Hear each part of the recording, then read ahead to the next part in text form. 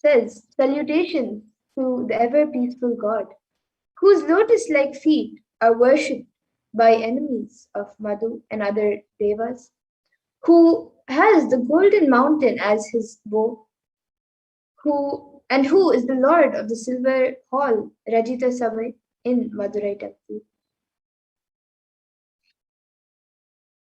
And another verse from the Halasya Mahatmya says, he who reads this prayer composed you with devotion will be given long life, health and wealth by me. And Irayanar Sundareshwara Paramashiva Paramguru is the greatest, unique and complete manifestation of Paramashiva.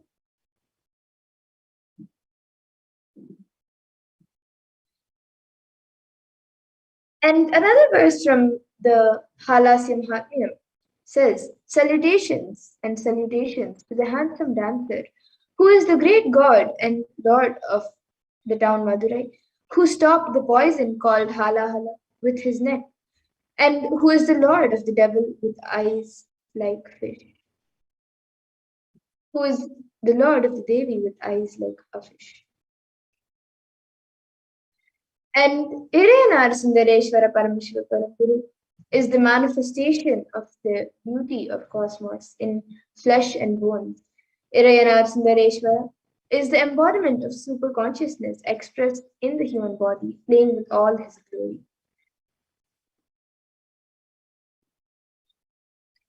And Irayanar Sundareshwara Paramashiva Paramguru is the complete manifestation of Paramashiva, assuming the physical, subtle light bodies as and when he wants as his divine manifestation. He plays with all the physical realities and corrects, alters, intervenes, influences, changes, adds, removes, and deletes anything in the physical plane as he likes without even a reason. And as all of us know, Irayanar Sundareshwara Paramashiva Paramguru has given enlightenment to even beings like pigs, birds, cuckoos, and swans. So all of you can be rest assured, all of us can be rest assured that Bhagavan Sundareshwara will also give us the space of enlightenment.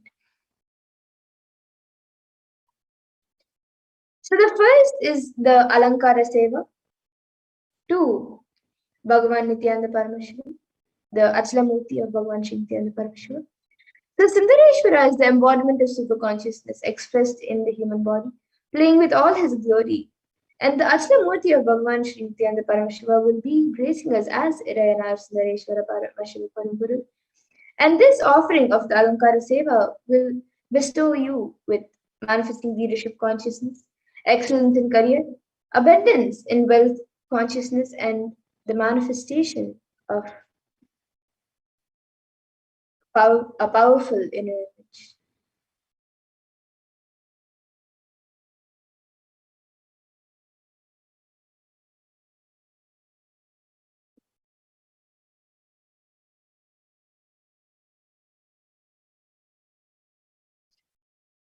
And the next seva is the Shiva Kavacham Archana to the Swayambhu Nithyanandeshwara Paramashiva, which is 251 USD.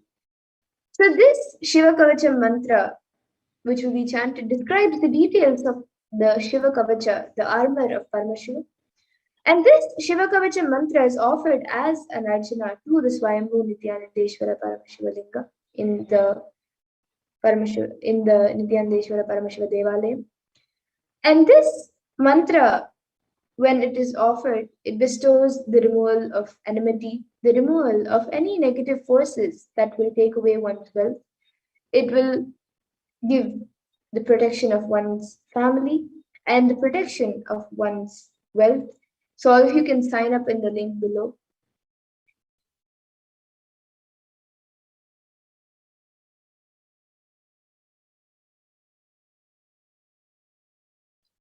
And the next seva is the Vishesha Dravya Abhisheka to the Supreme Pontiff of Hinduism, Bhagavan Nithyananda Paramashivam, to the Utsava Murti.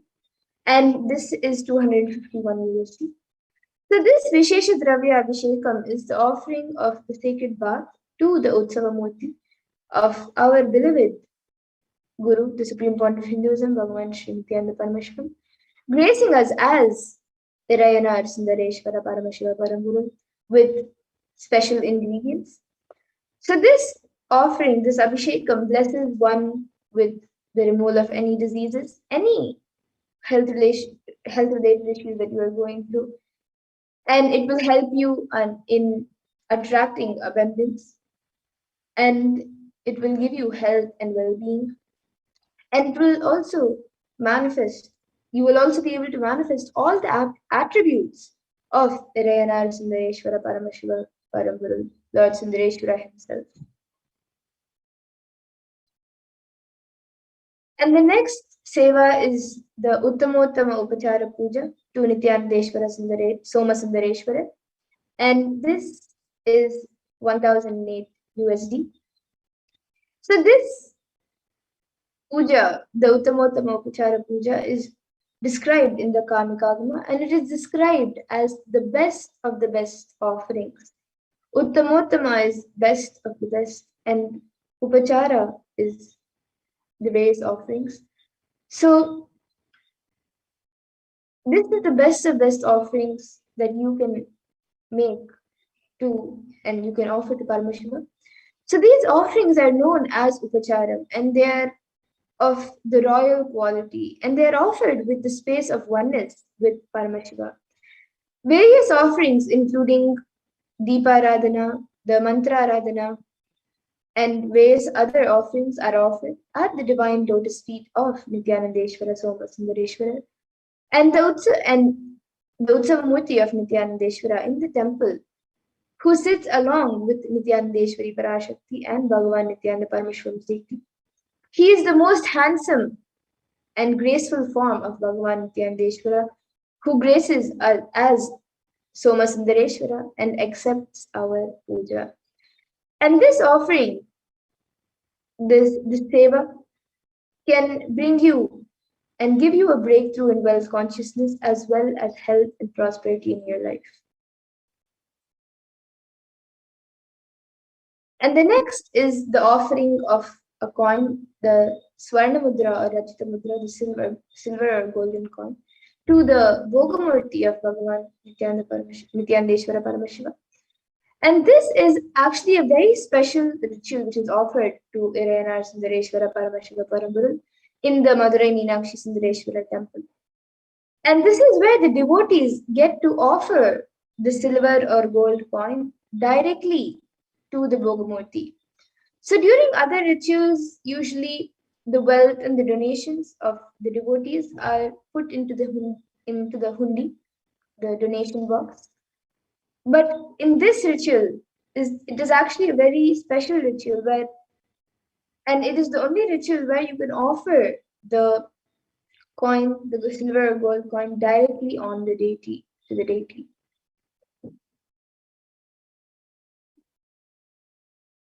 And the silver coin offering to the Bhogamurti of Nithyanandeshwara Paramashiva is 108 USD, 501 USD, or 1008 USD. So silver is actually present in all the scriptures, Agamas, Vedas, Shrutis, Smritis, Itihasas, Puranas, all the Hindu scriptures it is mentioned in. And in all the Hindu scriptures, it is abundantly displayed that silver represents good health and nourishment. And silver represents the moon in our night sky and its positive effects in our life. In Hinduism, we believe the celestial bodies in the sky have a direct effect on our bodies and lives. So the silver, which represents the moon nourishes all life. And Bhagavan Krishna declares in the Purushottama Yoga of Bhagavad Gita, in the 15th chapter of Bhagavad Gita, he declares that he is the watery moon that nourishes all life. When silver is offered, the blessings manifest for proper health and growth in one's children and themselves. And when silver is donated, it gives tremendous blessings for nourishment in all aspects of life. And the gold coin offering to the Bhogmurti of Nithyananda Paramashiva is 600 USD, 6,000 USD, or 30,000 USD. So, as just like how silver is mentioned in all the Hindu scriptures, even gold is present and mentioned in all the scriptures. The Agmas, the Vedas, the Shrutis, the Smritis, Itihasas, and Puranas, in all the Hindu scriptures. And in each and every Hindu scripture, it is abundantly displayed that gold is the most auspicious and purest metal which purifies our being. In the Hindu civilization, everything was built in gold, exchanged in gold. Ritual fees were offered in gold bricks, through gold bricks. And when one was to be saved from life-threatening illnesses, gold was offered as a ritual fee. So gold was in abundance and was used for weighing equivalent amounts of commodities, including cows. And kingdoms were built with huge doors of gold. The streets would have huge columns and huge archways made of gold. Horses and cows were dressed in gold also. So all of you can see how silver and gold is mentioned in all the Hindu scriptures. So you have the opportunity to offer a silver or gold coin to Irayanar Sundareshwara Paramashiva Paramburu. So here you can see all the sevas, with the cost. So you can see these two sevas, the silver and gold coin, the Rajita Mudra and the Swarna Mudra. So the Rajita Mudra, the silver coin offering to the Bhogmurti of Nithyananda Paramashiva, gracing as Sundareshwara Paramashiva Paramburu. If you offer a 100 gram silver coin, it is 108 USD. 500 gram silver coin, then it is 501 USD. And 1 kg silver coin is 1008 USD. And for the Swarna Mudra, it is for 10 grams, it is 600 USD. For 100 grams, it is 6,000 USD. And for 500 grams, it is 30,000 USD. So you can choose which offering you would like to make, and you can register and make your offering. And the other sevas, which we have seen also, so the Alankara Seva to Bhagavan Shri Nithyananda Paramashivam, gracing us as Irayanar Sundareshwara Paramashiva Paramburu through the Achalamurti, so the Alankara Seva costs 501 USD. And then the Shiva Kavacham Archana, which will be done to the Swayambhu Nithyanandeshwara Paramashiva, costs 251 USD. Then the Vishesha Dravya Abhishekam, which will be done to the Utsavamurti of Bhagavan Shri Nithyananda Paramashivam, gracing us as Irayanar Sundareshwara Paramashiva Paramburu, is 251 USD. And the Uttamottama Upachara Puja, the best of the best offering that you can make to Nithyanandeshwara Soma Sundareshwara, is 1008 USD. So you can choose which seva you would like to offer, and of course you can offer multiple sevas as well, and you can make the offering. So to make an offering now, you can sign up at tiny.cc/Baba Samadhi. You can visit this website and register and sign up for any seva that you would like to offer.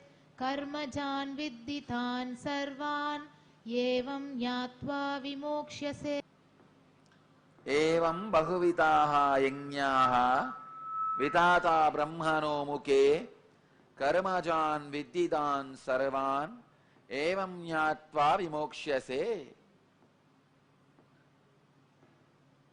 Translation: thus worship of the divine energies is performed in various ways in the beginning of expansion. Understand that all of them originate in actions. Knowing this, you will be liberated.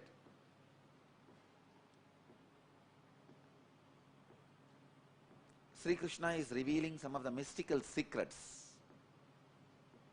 How various divine energies come into existence, how by connecting with them your expansion is possible.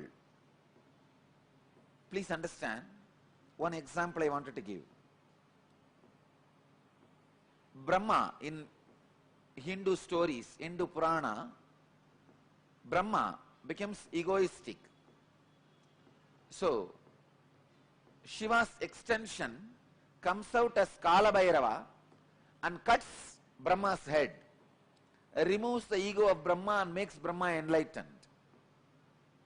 This action, Shiva's energy coming out and removing the ego of Brahma and making him enlightened, this action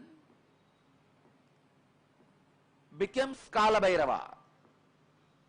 So when you connect with Kala Bhairava and start worshipping the divine energy called Kala Bhairava, he removes your ego also and gives you enlightenment. Same way, Veerabhadra, Shiva's energy expanded and destroyed the collective negativity of Daksha, which causes suffering for himself and for others. Many times, your pain body becomes so strong, knowingly you cause suffering to you and to others. Even though you know you are causing suffering to you and to others, but the pain pattern is so strong, you can't escape. I can see very clearly. So many people, they know if they are out of me, if they are away from me, they are going to create suffering for themselves. But their ego, arrogance is so strong, they can't live. They can't live around me. I have seen so many times, even devotees, they know if they listen to my teachings and live, they will be out of their sufferings and torture they are doing to themselves and to others. But they don't want. Daksha represents the negativity which causes suffering to yourself and to others. Shiva's energy which came out and destroyed the Daksha's negativity is Veerabhadra. Understand? Veerabhadra did not kill Daksha. He gave life back to Daksha.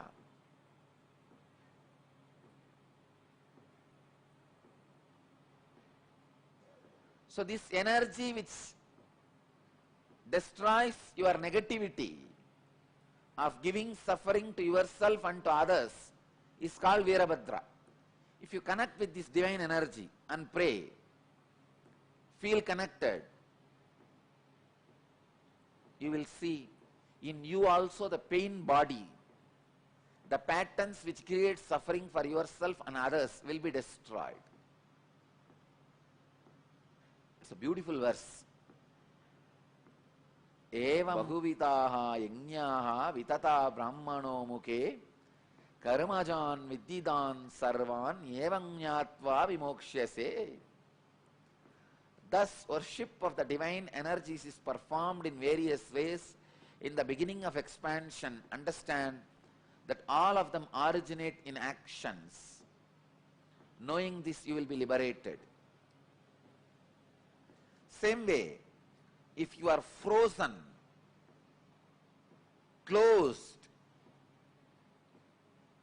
then start connecting with Krishna, who is doing Rasa Leela, who just opened himself to the whole universe. Understand? Krishna's Rasa Leela did not happen just with Gopikas. It happened with the plants, trees, rocks, Yamuna, whole thing. And the Purnima Chandra, the full moon, with whole, he had Rasa Leela. His Rasa Leela was enjoyed by the whole existence. Gopikas were also happened to be there, that's all. It was not concentrated towards Gopikas. It was with the whole. So if you are frozen, having the sickening suffocation, many times people do have this sickening suffocation. Come on, then expand. It is time.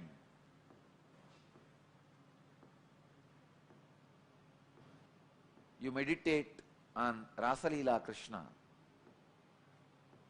So each action of divine, each action of an incarnation becomes independent energy by itself. Shiva's one action, cutting Brahma's head and giving him enlightenment, it became an independent energy called Kala Bhairava. Shiva's one action of killing the negativity of Daksha and liberating him from negativity and negative patterns became independent divine energy called Veerabhadra. Shiva's one action of teaching in silence to Sanagadi Rishis and giving them enlightenment becomes Dakshinamurti. Just each action of divine becomes one form, one energy. Understand? When Shiva assumed the body and married Meenakshi and ruled this Pandya kingdom, he became Sundara Pandya. That action became an independent energy of Sundara Pandya. Just yesterday, I was reading the Akashic records, the night.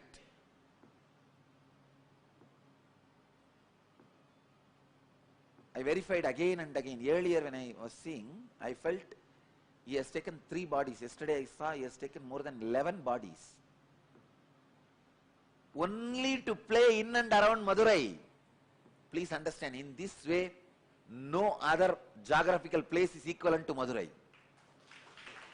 where Shiva has taken 11 bodies to play just in Madurai.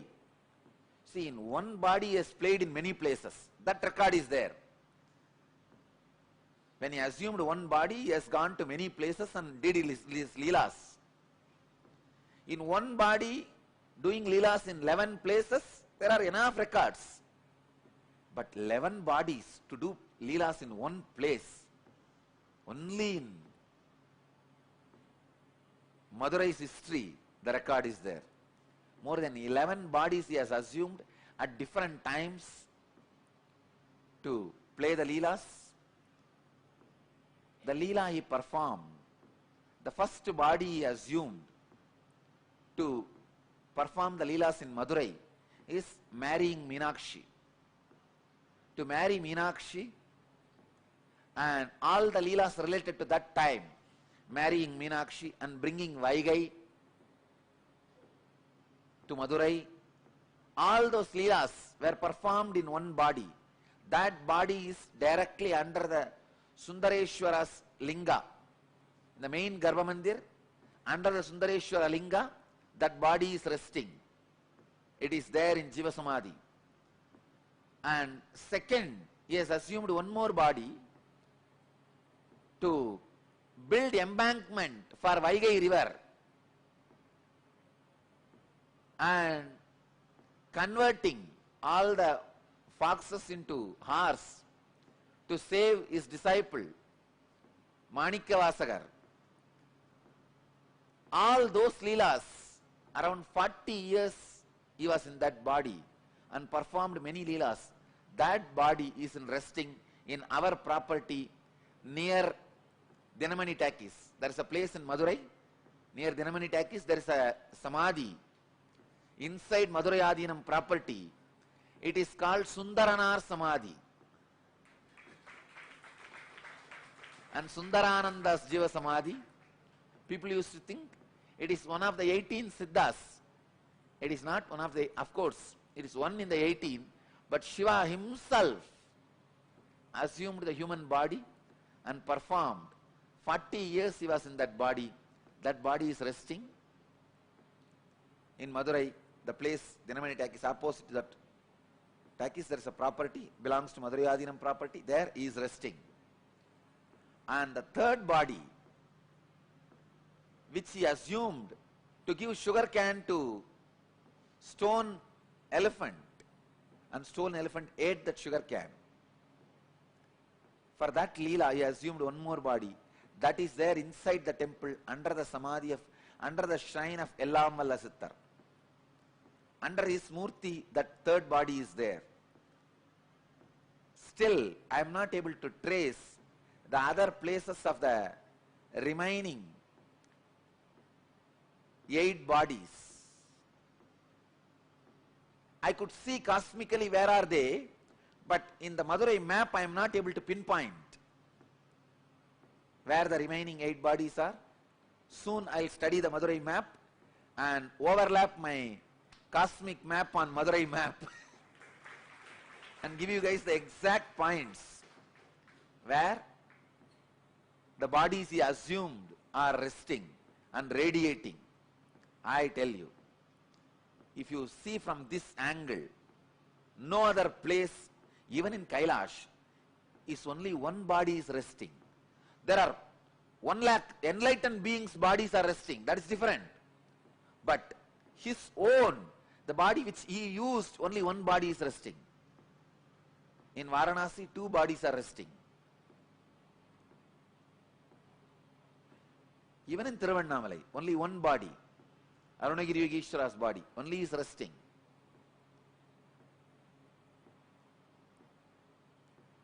I was shocked when I read yesterday the Akashic records. 11 bodies he has assumed. I tell you, Madurai was his honeymoon place. It was his favorite. Somehow, Madurai people had a very close, hearty connection with Mahadeva. Even for small things, he will assume a body. Come here and play. This was the place where he was very playful and joyful, without any of the so-called social laws, regulations, rules, and the dharma which he himself created.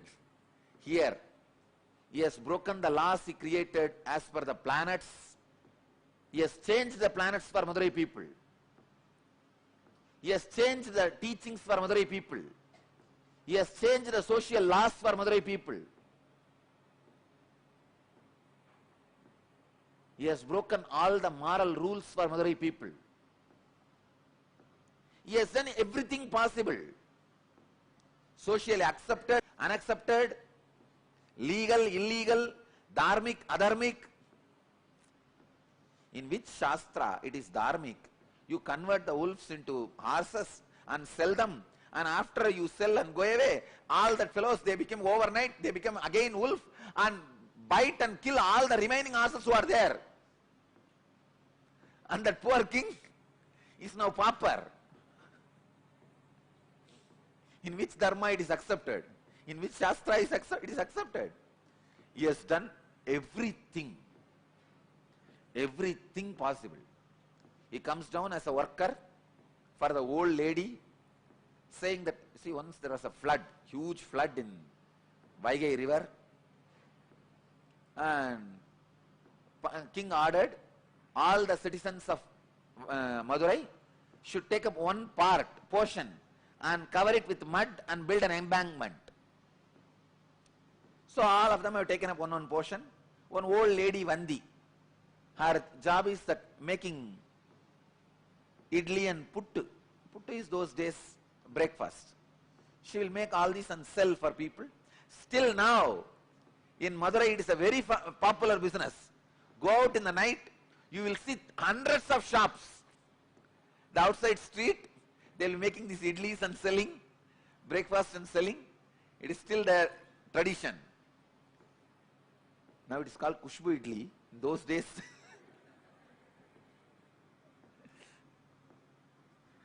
it's a tradition of Vandi. So she used to make this pittu and sell. Those days breakfast. She did not get anybody to cover her portion, and she herself can't do. She is too old. She prays to Sundareshwara. This whole city still now, any problem, the only person they turn to is Sundareshwara.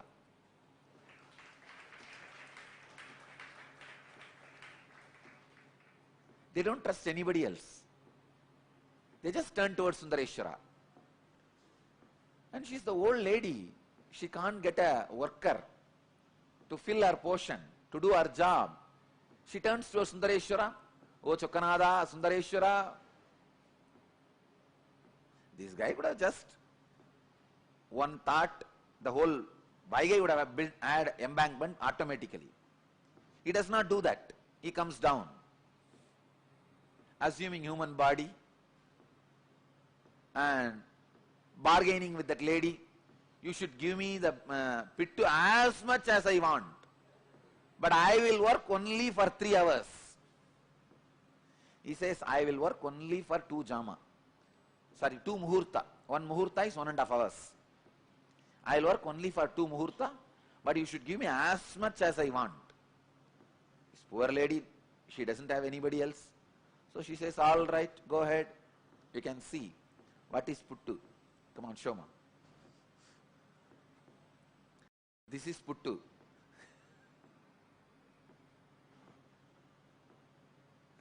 Those days breakfast. So she doesn't have anybody else. So no other option. She accepts the bargain. This fellow finally finishes eating everything she cooked. After that, it doesn't work. He goes there and lies down in that bed.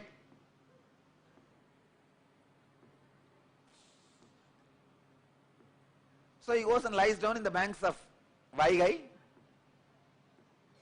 I also traced the palace he had in Vaigai.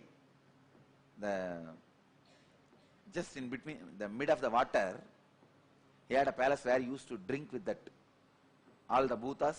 He was not a womanizer. He used to drink and gamble.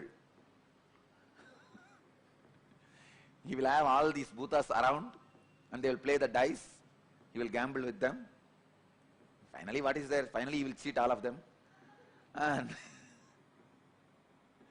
he was not a womanizer, but he was he used to drink and gamble. Anyhow, so he went and lie down in the bank of Vaigai. King comes in the evening to see whether the embankment work is done. He sees all parts have been covered except his portion, the Vandi's portion. King got very annoyed and asked whose portion it is. They said this is Vandi, old lady's portion. He asked, naturally she won't be able to do. Who is doing for her? They showed this guy has been employed by her, but from morning he is not doing anything, he is just lying there. So king calls him and asks, who are you? This fellow says, who are you to ask me this? King says, I am the king of this Madurai. He says, that is the way so many people were thinking, but actually I am the king. There was a strong argument. Finally, king was very angry and he took his sengol, the golden staff with which he rules the country, and gave a strong blow in the back of Sundareshwara. When that beating fell on Sundareshwara, when that stick fell on the Sundareshwara, at that same moment he showed to the king, he is the Antaryami, he is the indweller of every being, cosmos. So the whole world, whole universe, including himself, had that beating. The whole cosmos, including the king, had the mark of that golden staff, scepter, golden scepter's mark, and king was shocked. There he sees Sundareshwara standing with Meenakshi and smiling. King realized who came to play in the form of a worker, and he fell at the feet of Sundareshwara, asked him to apologize. Then Sundareshwara says, just because of Vandi's feeling connection, to please her, to eat her food, to enjoy her puttu, breakfast, I came and I enjoyed. He liberated, he gives enlightenment to Vandi and blesses the king and disappears. Till the end, he has not done his job. He did not do the job of building the embankment to the Vaigai. Casual leelas, not one or two, 64 leelas. God, I know for sure he would have done at least 64,000. And Paranjodi Munivar, the compiler, was able to collect only 64, representing all the 64,000 of leelas.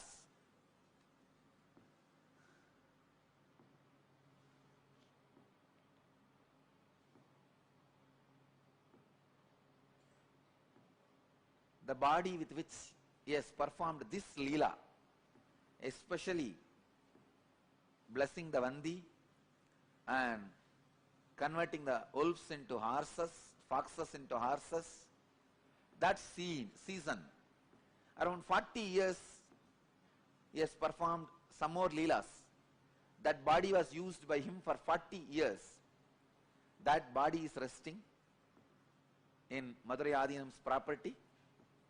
I have taken the blessings of the 292nd Guruma Sannidhanam to build that into a beautiful, huge temple. You can see the scene of Sundareshwara coming and eating the puttu of Vandi, the old lady.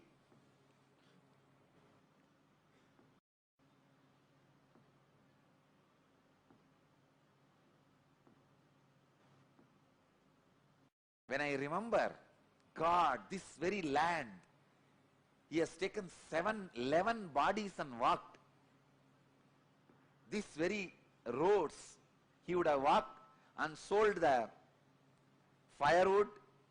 These very roads, he has walked and sold bangles. This very road, he walked and sold diamonds.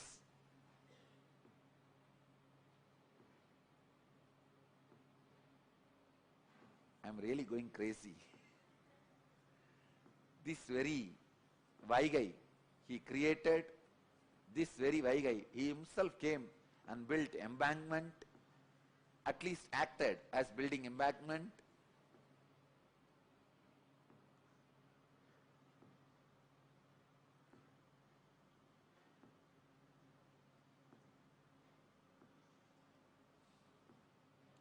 Each action divine energy performs becomes one independent entity.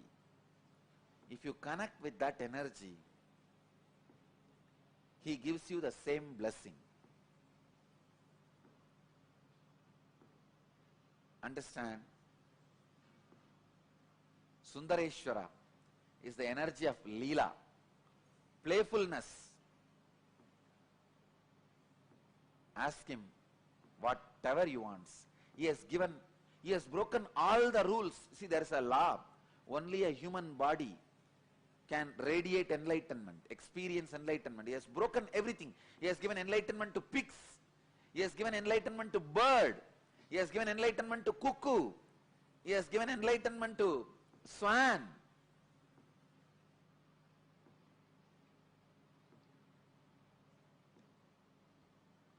Everyone can be assured. He has given enlightenment to pigs.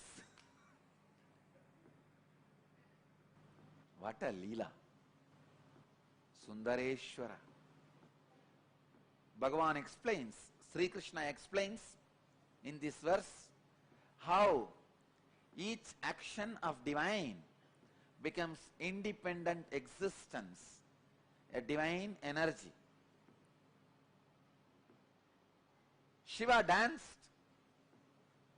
for the sake of Patanjali and showed the cosmic dance. That becomes Nataraja, the form of Shiva, an independent energy. Meditate on Nataraja, you will have extraordinary spiritual experiences. Nataraja is the Lord of spiritual experiences. Any yogic spiritual experience you want, meditate on Nataraja. Sri Krishna is explaining the philosophy behind the incarnations are multiple gods, many gods in Hindu religion. Many gods does not mean the ultimate is many. No, the ultimate is only one. Its expressions are many. Eham sat vipra bahuda vadanti. One of the very important philosophical question is answered by Bhagavan Sri Krishna in this verse. God is one, expressions are many.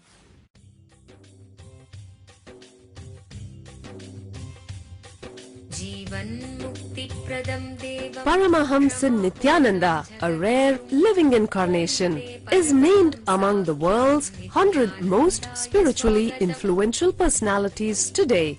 Paramahamsa Nithyananda has been placed alongside Dalai Lama, Nelson Mandela, Oprah Winfrey, Paulo Coelho and others by Mind, Body, Spirit, the world's top esoteric magazine from Watkins, London's oldest and largest bookstore.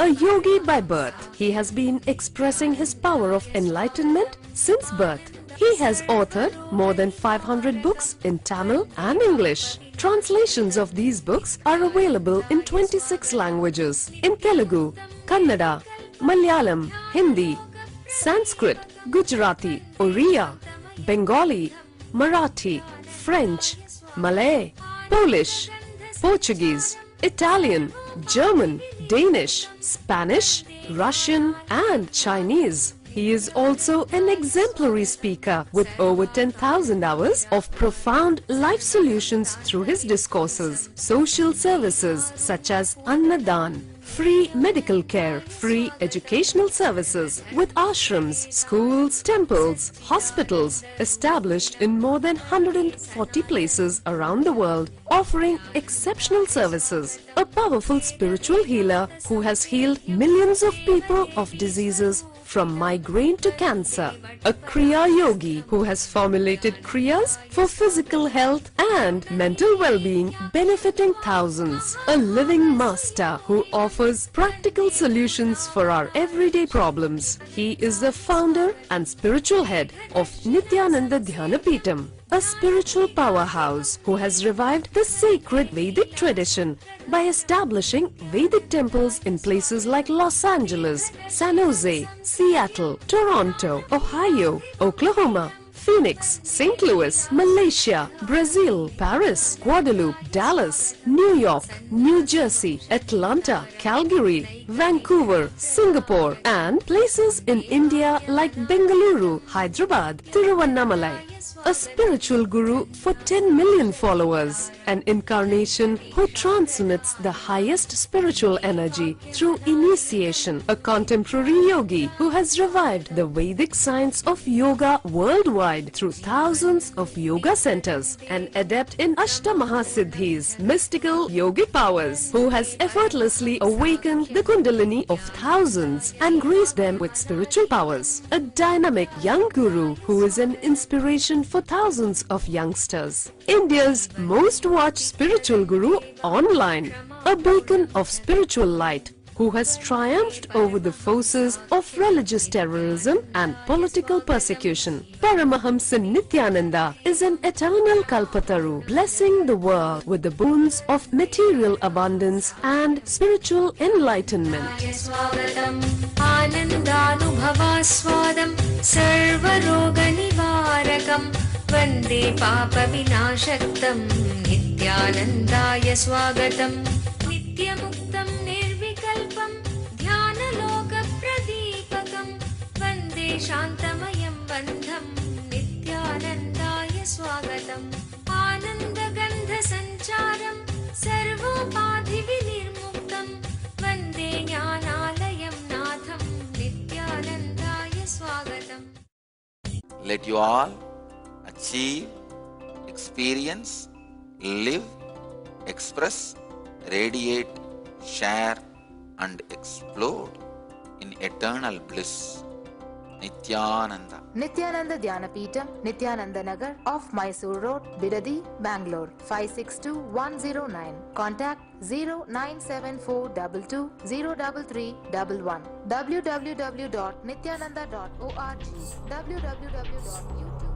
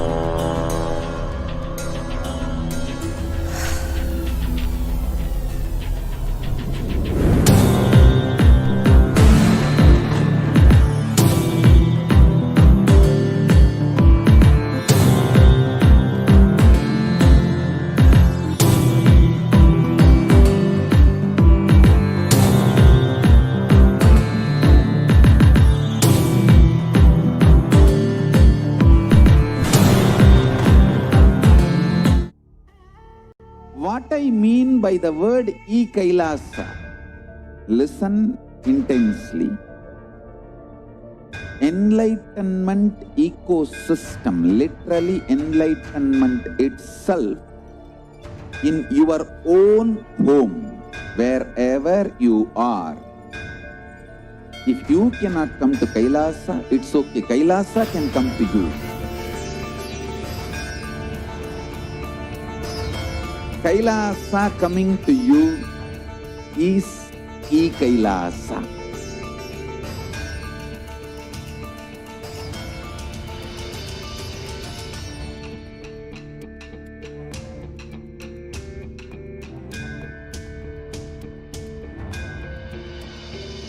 I will revive Hinduism. I am a Hindu revivalist, not by any revolution, but by evolution.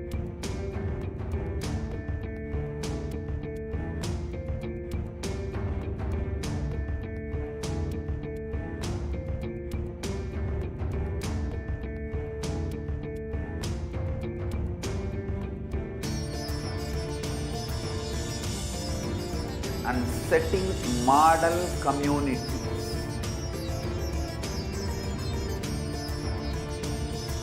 Kailasas, enlightenment ecosystems, Sarvanya Pitas all over the world.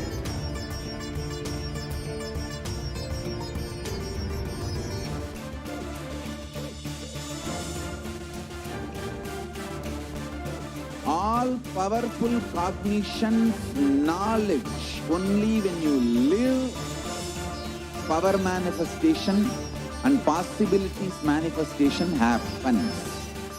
It's a fundamental truth.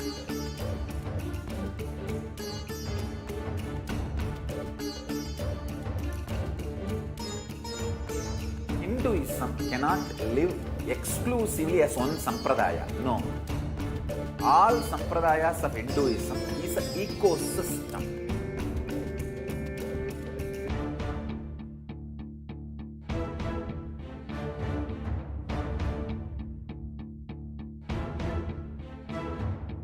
So don't keep quiet thinking that if one sampradaya is attacked, only that sampradaya is going to be affected. All of us are ecosystems.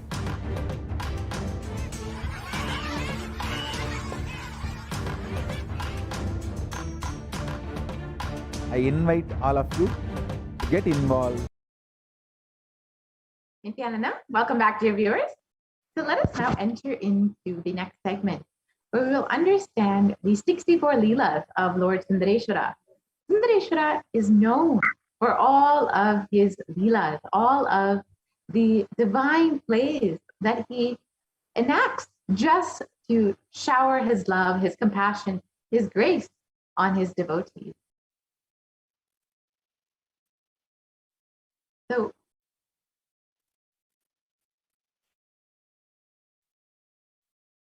the first Leela was the removal of the crime of Indra.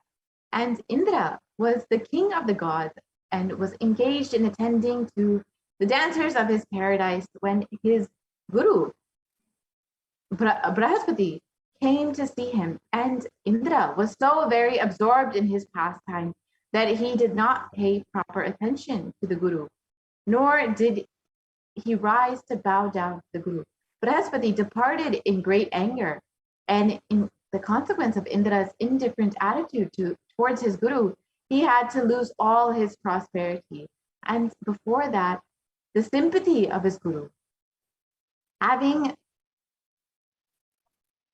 no longer his beloved guru, Indra took a three-handed giant asura for his guru, but inducing him to make a sacrifice, yaga, he learned bitterly that the new guru proposed to destroy the gods and favor his clan. Therefore, Indra killed him, whereby he incurred the sin of Brahma Hatya, the crime of killing a Brahmin. The father of the giant would not allow this act to go unrevenged. He made a yagam from which Dhritarashtra came forth, whom he ordered to kill Indra immediately.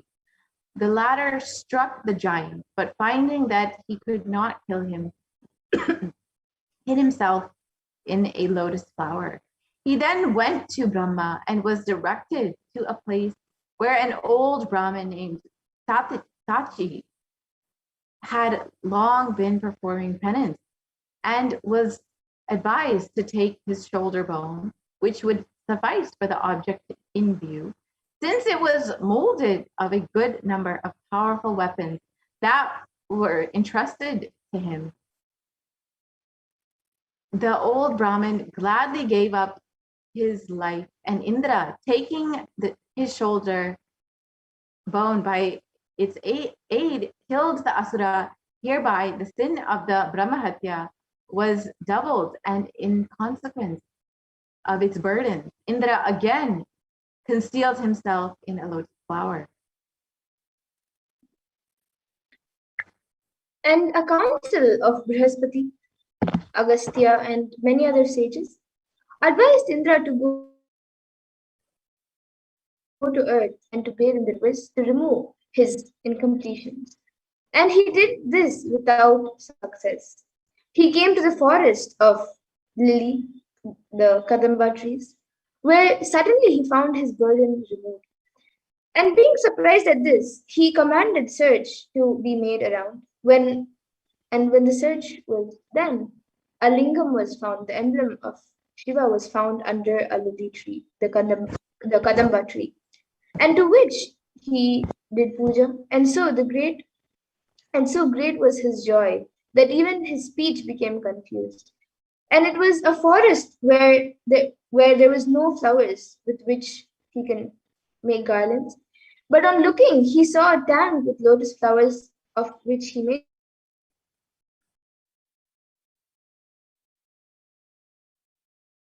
garlands from, and its flowers, the tank obtained the name of Pottamare, or the golden lotus.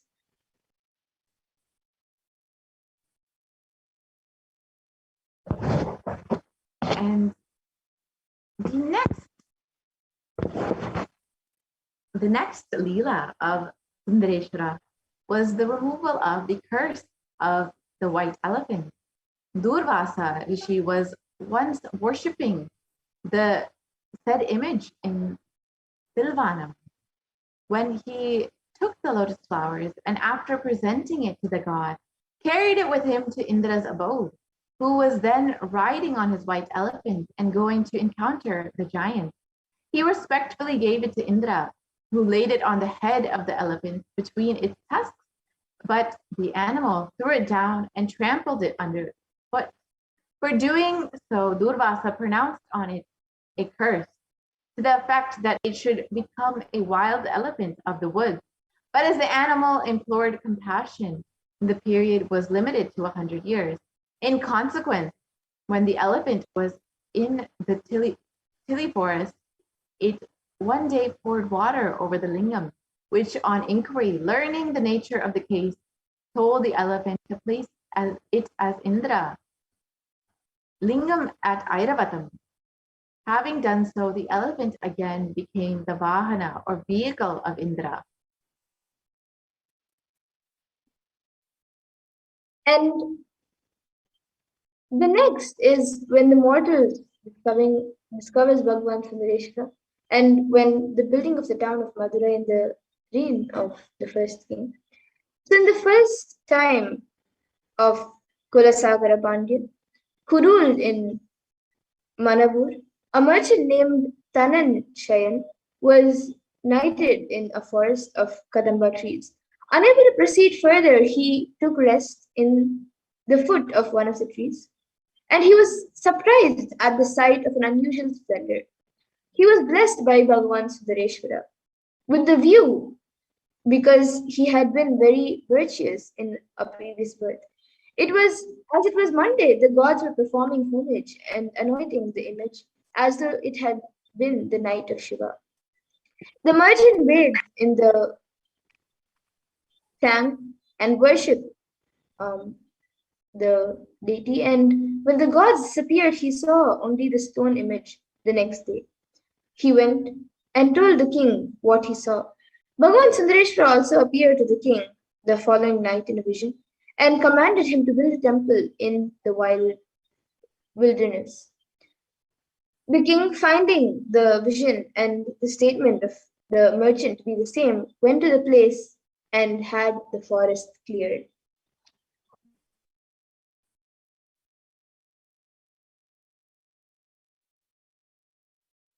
And not knowing how to build a temple and town, he had another vision in which Bhagavan Sundareshwara appeared and gave him instructions.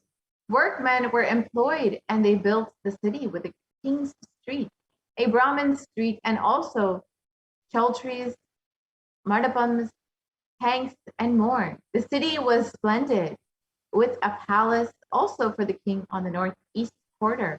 There was concern as to how all these buildings could be cleaned and prepared for the entrance on an auspicious day.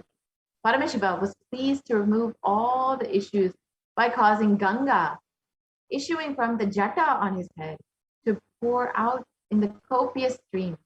He was out of his compassion to give the name, to give the city the name Madurai, or sweetness, and then disappeared. The king placed deities as guards at the four cardinal points of the city. Afterward, a son was born to him named Malay Dwaja. He succeeded to the king's throne when the king died. And the next is the incarnation of Devi Meenakshi, the goddess of the temple. So Malay Dwaja Pandyan, although he had many wives, the chief of them being Kanchana Malay, the daughter of the Chola king, yet had no child. So in consequence, he offered 99 Ashwamedha offerings. And when Indra, becoming alarmed, since another offering would entitle the king to the Indra's throne, appeared to him and said, "Why do you give yourself this trouble? Perform the appointed offering for obtaining a child before the temple of Bhagavan Shiva, and you will have your wish granted." While the king was making the sacrifice, a female of 3 years old, a 3-year-old little girl, was born, covered with ornaments, and was born from the flame of the offering. So then the king took up this child and gave it into the hands of his queen Kanchana Malay. On her applying the infant to her breast, immediately to milk for its nourishment, manifested herself. And while bringing up the child, it was found out that when she was born, everyone was surprised that she had 3 breasts, on which the foster parents, being afflicted, the voice of Bhagavan was heard from heaven, and it bidding them to give the child the same education as for a man, and adding that when her appointed husband should come, then one of the breasts would disappear. When she was grown up, they had her formally installed on the throne, and then Malay Dwaja Pandyan died. So having performed in becoming manner the funeral rites for her foster parents was and worshipped in the temple, and she afterwards ruled the kingdom in a proper manner.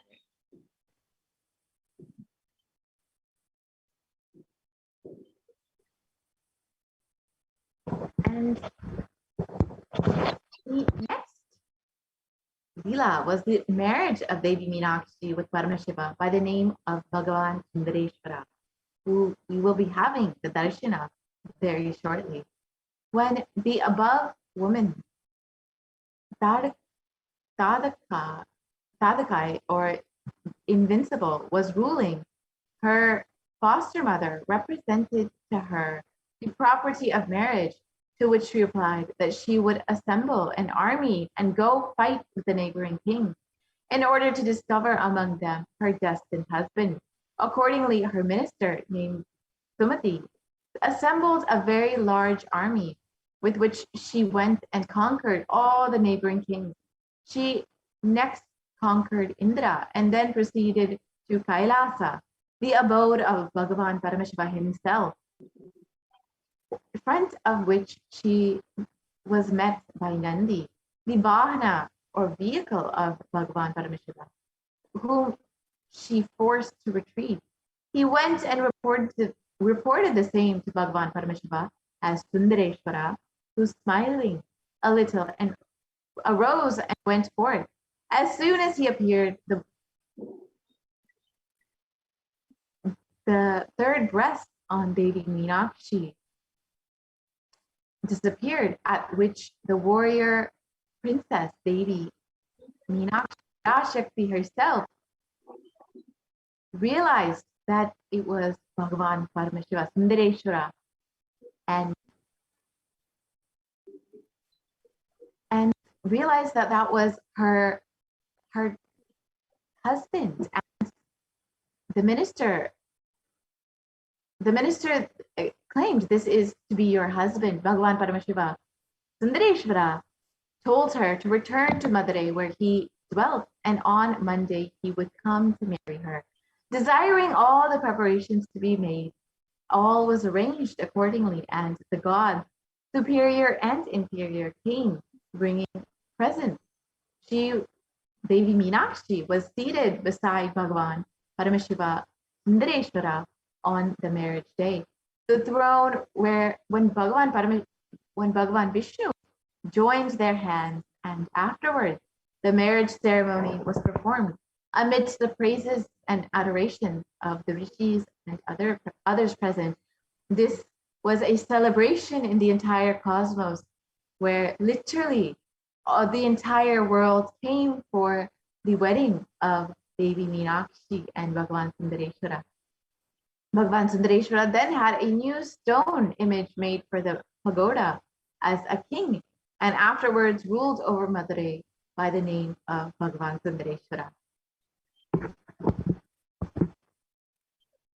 And then the next is Lord, the dance of Bhagavan Paramashiva in the silver hall. So after the marriage, the gods, the rishis, and the others were assembled preparing to feast. And prior to this, they all bathed in the Pottamarai tank. And this tank is the tank of the golden lotus. So the rishis said, unless we see Bhagavan Sundareshwara dance, we will not eat. So then the compassionate Bhagavan Sundareshwara danced in the silver temple, while the gods, rishis, and all the others, the numerous noble people who were present, all the attendants also joined the chorus and chanted his praises.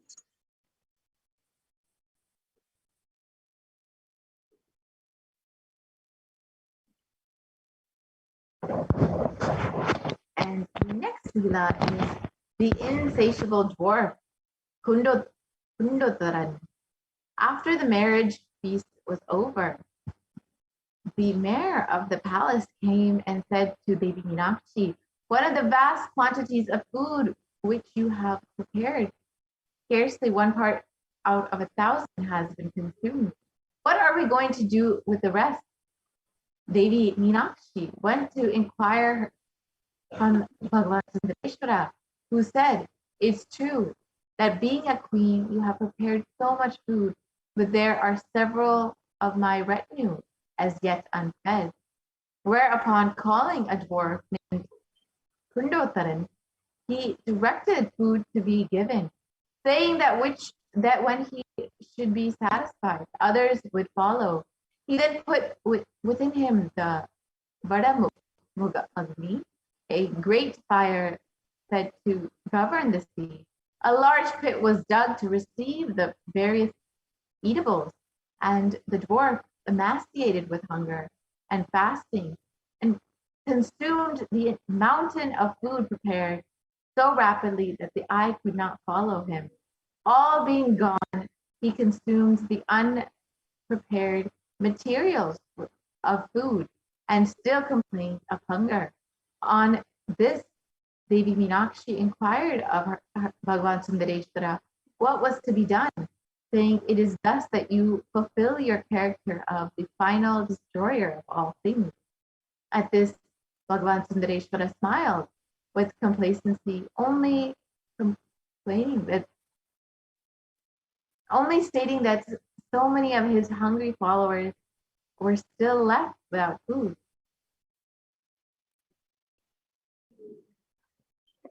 And as the hunger of the dwarf was yet unappeased, the hunger of Gundodhara was yet unappeased, the Lord Bhagavan Sundareshwara commanded the earth, Devi Bhumi Devi, to supply him. And accordingly, 4 holes or pits appeared, out of which food spontaneously arose. And the dwarf Gundodhara ate till his body was swollen. He then complained of thirst, and having drawn all the water contained in the wells and tanks, he still complained of thirst. On this, Bhagavan Sundareshwara then commanded the goddess Ganga in his head to supply water. She replied, "You once called me before, and I will come again if you only grant the privilege that whoever bathes in my water shall be purified from the sin." And being which conceded, she brought a most plentiful supply of water in the shape of the river Vaigai, and the dwarf Gundodhara took it all very easily. And now both hunger and thirst being satisfied, he returned to his duty in the retinue of Bhagavan Sundareshwara.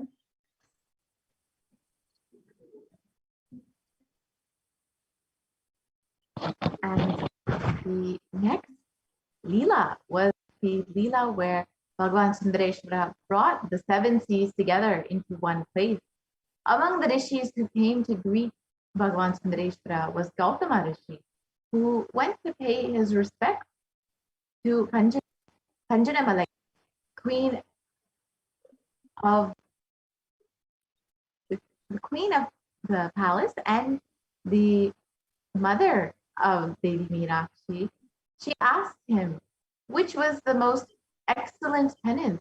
He replied, there were 3, one consisting in silently contemplating the deity, one in repeating prayers, and one in going about and bathing in all the sacred rivers, of which 3, the last was the most excellent. But that since it was attended with much trouble to visit all of the rivers, and since all the rivers run into the sea, if she bathed in the sea, the effect would be the same. On this, she announced to her adopted daughter, Devi Meenakshi, her intention of bathing in the sea, and Devi Meenakshi, unwilling to part with her mother, took her Meenakshi, out of her deep compassion for her mother, took her own husband, Bhagavan Sundareshwara, told her own husband, Bhagavan Sundareshwara, who said, to bathe in one sea is a trifle. I will bring all the 7 seas together in one place, and she may bathe there. Accordingly, much to the astonishment of the people, the 7 seas of ghee, honey, milk, etc., came rushing into one tank, still retaining their respective colors and appearing distinct and unmingled. And the next is when the recalling of Maledwaja from the dead and the transition of Kanchanamali. So on the banks of the said tank that Bhagavan Sundareshwara made a flower garden, and when he one day said to his wife, "Why does your foster mother bathe?" On this being reported, the elderly lady inquired of learned men the most meritorious mode of bathing. They replied, "It must be either by taking hold of the hand of a husband or a child, or of a cow's tail." On this reply being given, she became greatly afflicted. Having neither a husband nor a child, her foster daughter reported this grief to Bhagavan Sundareshwara. who, by an act of volition, brought back Maledwaja Pandian from heaven, from the heaven of Indra, and the shade, on coming, presented his respects to Lord Sundareshwara, Bhagavan Sundareshwara, and Kanchanamala, hearing the arrival of her former husband, came adorned with jewels, and both bathed in the tank, after which they saw Bhagavan Sundareshwara, the Lord, and a heavenly chariot appeared in which both the husband and wife, both Maledwaja Pandian and Kanchanamala, were together carried above to the worlds and to heaven of Indra safely.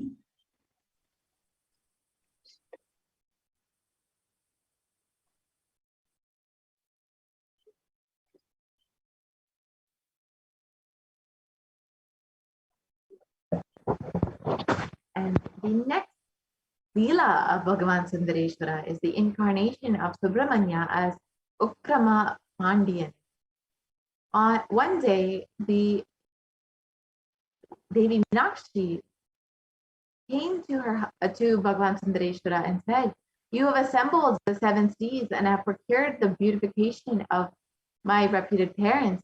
But now it occurs to me that it is not worthy of your reign that the Pandian race should become extinct through want of issue."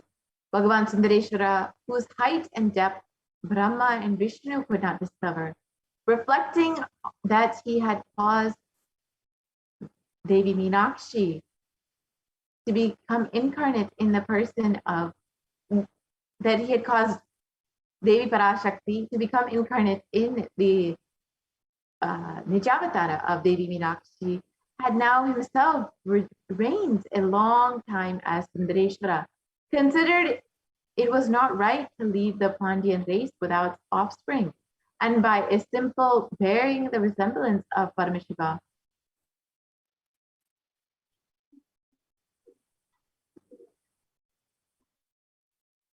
reigned, not right to leave, and by a simple volition, he produced in due time the birth of his son Subramanya in the form of a child bearing the resemblance of Paramashiva, which event occurred on Monday in the Thiruvattai Nakshatram, when the planet Jupiter was in the most fortunate station of a good house. When the four Vedas were chanted and the musical instruments sounded and the demigods showered down the flowers, on hearing the news, all the kings came and people came and congratulated the event and gave presents to the town. And according to the Vedas, cast the child's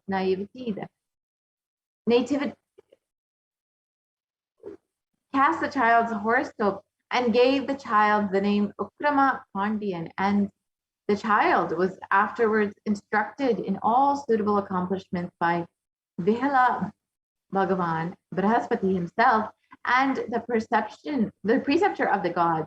When the son came to the years of the discretion, the father, hearing the fame of his great acquirements and excellent temper, told his ministers it was time to have him installed and blessed as the king, to which the council then agreed and were very joyful.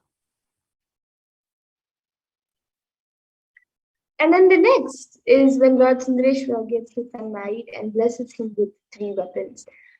So Lord Sundareshwara gave orders to his ministers to procure his son a suitable wife of equal nobility. And Kantimati, the daughter of a king named Somashekaran of the Suryamsha, who ruled in the town of Manapur, was selected. And the same night that Bhagavan Sundareshwara appeared in the vision to Somashekaran and commanded him to give his daughter in marriage to the son of the king ruling in Madurai, Somashekaran the next day, astonished and delighted, set out for Madurai with his daughter and a great retinue and was met on the road by the ministers of Sundareshwara, Bhagwan Sundareshwara, that were going towards Manavur, who demanded his daughter in marriage for the son of their king. To which he gladly agreed, and after coming to Madurai, the ceremony was performed, the marriage was performed with great splendor. And while the Chola and Chera kings, gods and demigods, the innumerable and many others were in attendance with all usual accompaniments and great presents, extensive doors and largeness were bestowed. After the marriage ceremony, Bhagavan Sundareshwara gave his son Subramanya the spear, the discus, and the ball, and said, Indran, Mahameru, and the sea are your foes. With the spear you shall overcome the sea. With the ball you shall conquer Mahameru, and with the discus subdue Indra. He then charged the ministers to take care of his son. Bhagwan Sundareshwara charged the ministers to take care of his son as the apple of their eyes, and his son, enjoined his son to follow the advice of his ministers and to break no old customs. He then gave the newly married pair his blessings, and mounting with Taradagai, Devi Meenakshi, an aerial car, while his attendants regained their form of the celestials of Kailasa, he ascended to his own heaven, his own abode, and the son of Bhagavan Sundareshwara ruled according to the laws of Manu thereafter.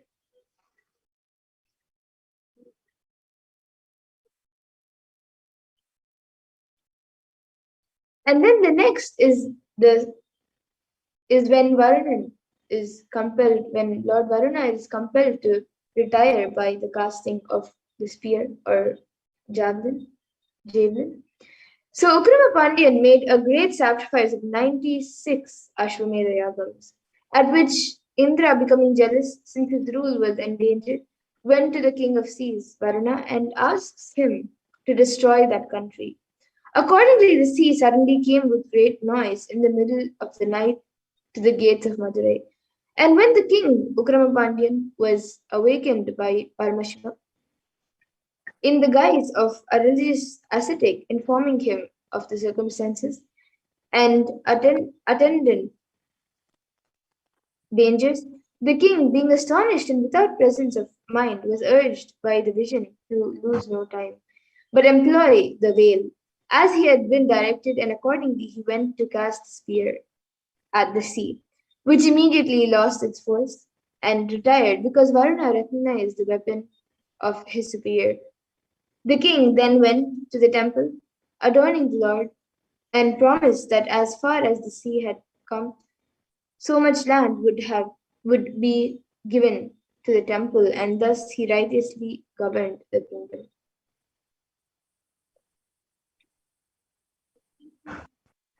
And while Uttarama Pandyan reigned, it happened by the evil influence of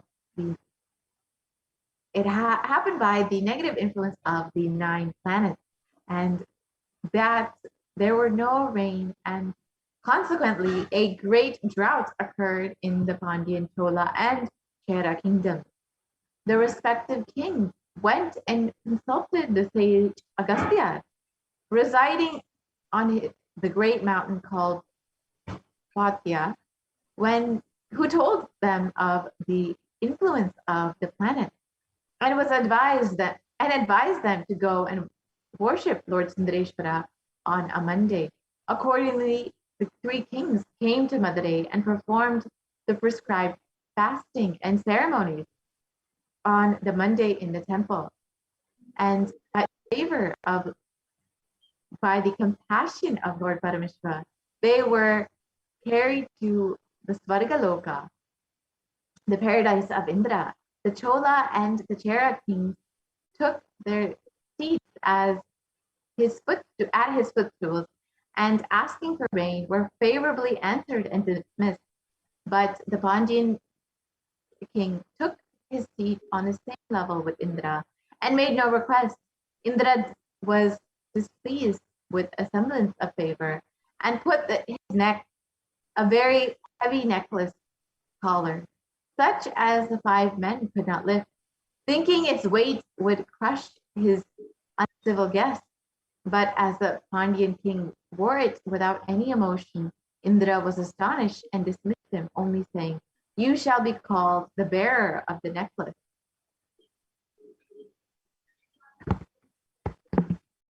And the next Leelas is when, on the Pandyan's return, he found that in his country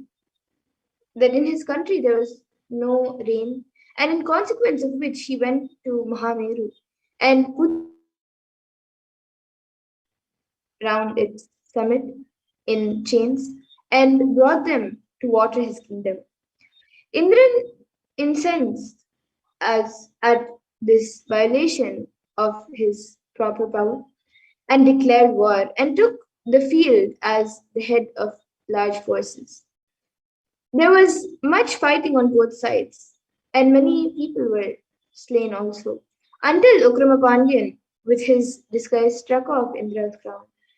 And Indra, astonished, found he was not combating with a mere mortal, and sent ambassadors promising to bestow rain. Ukramapandian then did not believe him, and in consequence, Indra sent a man of the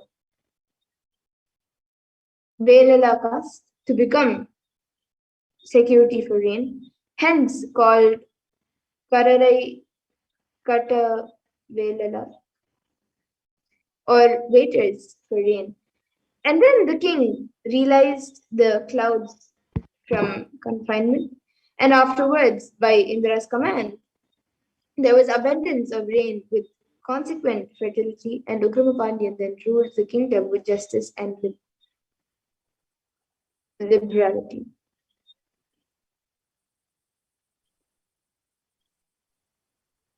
And the next Leela is when Utkrama Pandian struck the Mount Meru and then obtained wealth. Utkrama Pandian was attentive to the instruction of Agastya and in the religious observance of Monday, the fasting on Mondays, and by that means his wife Kantamati brought him a son whom he named Veerapandian. At this time, the country was distressed by drought, and Bhagavan Sundareshwara, on being besought, appeared in a dream and said, "Go to Mahameru, strike with the ball, and there the riches inside, take them and make the charitable donation, and rain will come." Rising in the morning and going to pay his devotion to Bhagavan Sundareshwara, the king set out with a great retinue, and thus leaving his own country and going to salute the Suran king, passing thence by the Dandaga Nada, the Telinga and Karnataka and Tondaga countries, crossing mountains and rivers, passing Malava, Virada, and Muttiya countries, and going to as far as the Kashi, Banaras, and crossing the Ganga and a desert untrodden by human footsteps, which is inhabited by the Yalish and the lions. He arrived at Kumeri, which extends on the 1,000 leagues of 10 miles, passing by which, and also Bharati, 8 times larger still, he arrives at the birthplace of Devi Parvati, or named Mount Imit. Next, crossing the Kimpurada province, as also Arivaradam and the Nishti mountains, and arriving at the Ilva country, surrounded by the river Jamba, he obtained a view of Mahameru, which is the support of the earth, having 1,008 peaks, which is are also the pillars of the gods, and which besides was once a bow in the hands of Bhagavan Paramashiva.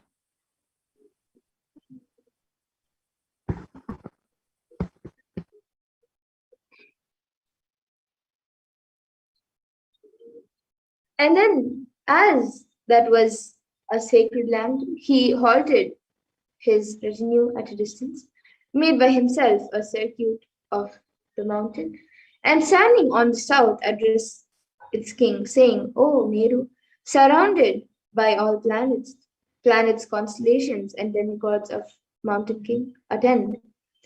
Then, taking the ball in his hands, he struck the mountain with anger. The mountain reeled, its peaks trembled, and the king of the mountains, with one head and four umbrella bearing arms, came forth ashamed, confessed a dedication of attention and of duty for that one day from service of Paramashiva, and asked what was his business. The reply was, riches are wanted. All that he desired was given, and him by opening it was given by him by opening a mine, and the cleft was closed with his own royal seal. He brought the load of precious metals on elephants to Madurai, on the royal elephants to Madurai, and he gave largely to the Brahmins, the Shaivas, and the temples, and rain came down as formerly, so that the country was again fertile, and he flourished 40,000 years of the gods, after which, crowning Veerapandian and delivering to him the kingdom, Ukramapandian resumed the unchangeable form of Paramashiva.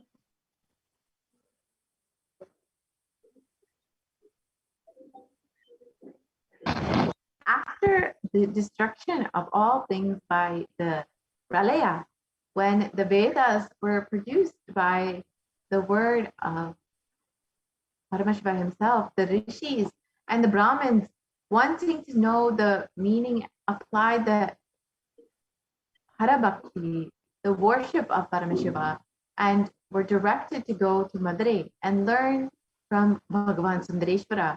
Accordingly, after coming there and bathing in all of the golden lotus tanks, they were met by Bhagavan Sundareshwara, who told them to worship all the self-existing, the Svayam Prakasha, the self-existing lingas, or the stone images that were the sum and substance of the Vedas. He then explains the issuing of the 28 books of Shiva, of Shaivism, and from that, the center mouth of Paramashiva, the Rig Veda, the Sama Veda, the Yajur Veda, and the Atharva Veda, from the other four mouths. Moreover, stating that the sense of the Vedas was difficult to be made out and of no very great consequence, he told them that the real secret was the duty of worshipping the Paramashiva and a secret unknown to Brahma or Vishnu, and charging on them, due to the performance of this instruction, he gave them the blessing. The rishis and the Brahmin then sung praises of Bhagavan Sundareshwara for blessing them, and by so brief a process, to instruct them in the sense of the Vedas. And while Veerapandian ruled, he had many inferior wives who had children, but the legitimate queen was without offspring, without a child. And until the time when, by performing penance to the Lord, to Bhagavan Sundareshwara, the queen delivered a son, concerning whom all the customary astrological ceremonies were performed. And afterwards, the king, while hunting, was slain by a tiger. When the eldest of the concubines, thinking this to be the favorable time, stole the crown and the royal jewels. After the grief of the ministers for the death of the king Veerapanyan had somewhat subsided, they found the crown missing and considered this to be the stratagem of an enemy. They were embarrassed of how to proceed, and then the Lord Sundareshwara, Bhagavan Sundareshwara, then came as a chetty or a merchant and offered 9 very valuable jewels for sale, explaining that they were once the body of Vallasura. And this giant, by performing penance to Paramashiva, had acquired power to conquer the inferior deities. And one day, Indra, offering to him a gift, he jeered the king of demigods as as a conquered person offering gifts to the conqueror, and himself offered a gift to Indra, who then besought him to burn himself in the shape of a cow in a sacrifice which Indra was making. He did so, and when, according to a former promise of Paramashiva, different parts of the cow's body became inestimable jewels of different kinds of colors.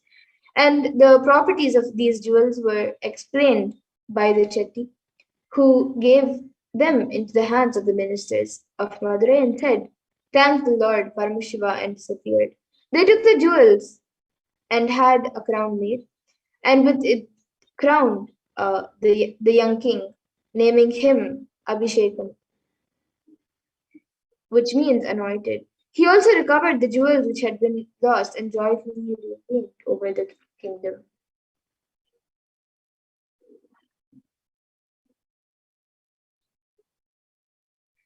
And while Abhishek Pandan was performing puja in the Chaitra month, in the month of Chitra, the camphor incense employed spread a great perfume. Then Lord Indra, Bhagavan Indra, was also desirous of performing homage, but was prevented by the Pandyan's previous service. And on returning, Indra was met by Varuna. He inquired the reason of his looking sorrowful, and on being informed of the vexatious, disappointed, the god of the sea again asked, "Is then this lingam so great a god?" To which question Indra replied that as it had removed his former sin and taken the curse from his white elephant, it was a great god. Then Varuna asked, "Can it cure the pain of my bowels?" The other answered, "To do that would be an easy thing." So then Varuna, feeling doubtful, sent a large accumulation of seas to try the deity's power, to try Bhagavan's power, which greatly alarmed the people of the kingdom. But the Lord, Bhagavan Sundareshwara, commanded some clouds to descend from his head, which absorbed the sea, and the people, now discerning that this was a sacred amusement of Bhagavan Sundareshwara, and rendered him praises.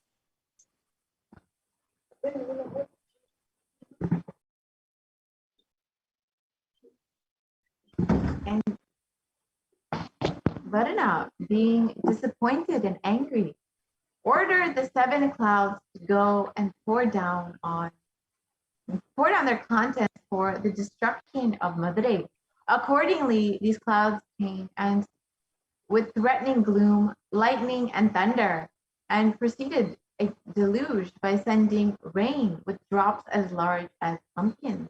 Bhagavan Sundareshwara, seeing these, ordered them before mentioned clouds to interpose, which they accordingly did, and by spreading a covering above the town and beneath Varuna's clouds, prevented any more rain from falling. Varuna, now discerning the intervention of Bhagavan Sundareshwara, went and bathed in the golden lotus tank. When his inward pain immediately ceased, on which he besought the forgiveness of Bhagavan Sundareshwara and the misdemeanors that he had committed. thanking Bhagavan Sundareshwara for the removal of the pain, he returned to his own city. From that time forward, Madurai acquired the title of the assemblage of the four clouds.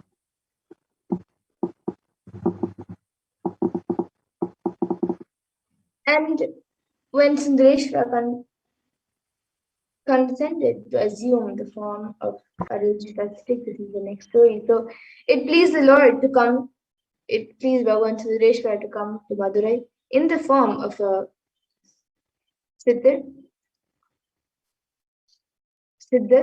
and with all the usual accompaniments of that order, he walked the royal and Brahmin streets and performed various wonders. He brought distant mountains near and removed near ones far off, and he made old females become young children and children to become old women. He changed the sexes and he made the barren fruitful. The humpbacked, the deaf and the dumb, the blind and the lame, he severally healed. And he turned four metals into gold. He made the rich become poor and made the enemies to be friends. He caused the yeti, the poisonous shrub, to produce mangoes, and brought a flood of the river Vaigai, and returned fresh water into salt water. He made salt water fresh. He threw a pilgrim's staff into the air, threaded a cotton ball through it, and then rested his head on the cotton thread, performed the attitude of penance, heels upwards, the staff remaining in the air. He took clouds into his hands and, well, wringing them, appeared to drink the water they contain. He caused things seen in the night, such as the stars, to be seen in the day, and things visible in the day to be seen in the night. He taught the Vedas to things which could not be understood. He turned coconut trees into palmyra trees, and then the rivers changed the species of other trees and brought celestial things down to earth.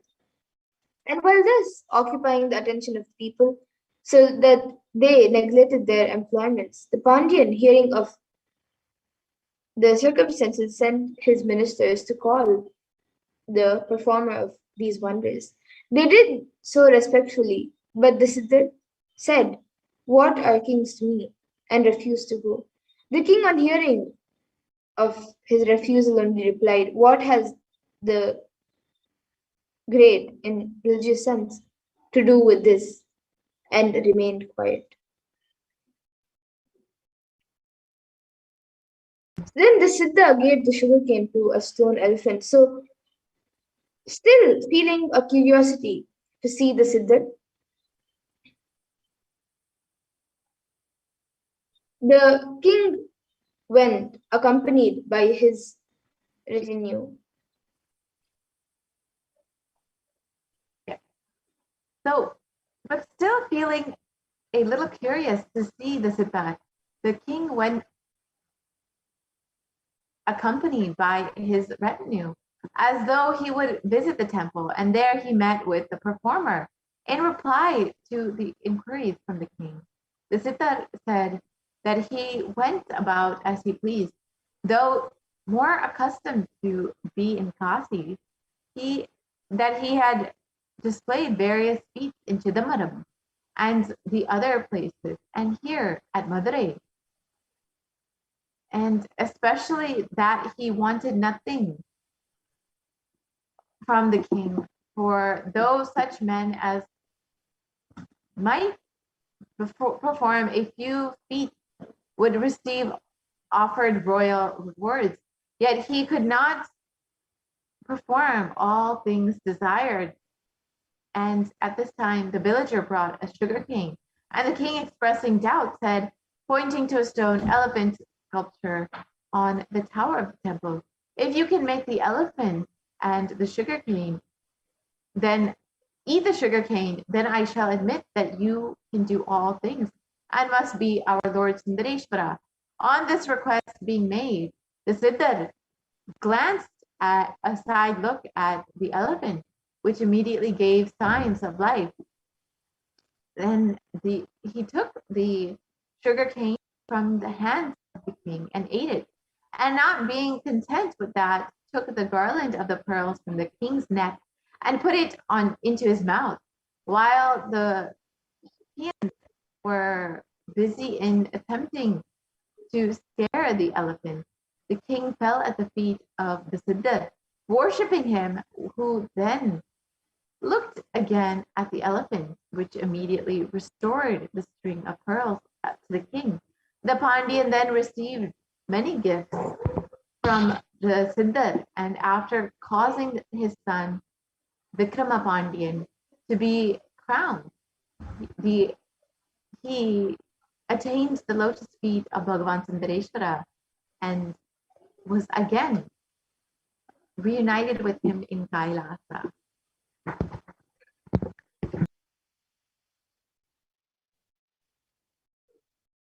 And then while Vikramapandian regained, he drove away all the heterodox sects, confirmed the established religions, built a temple for the Siddha, and then ruled with justice and virtue.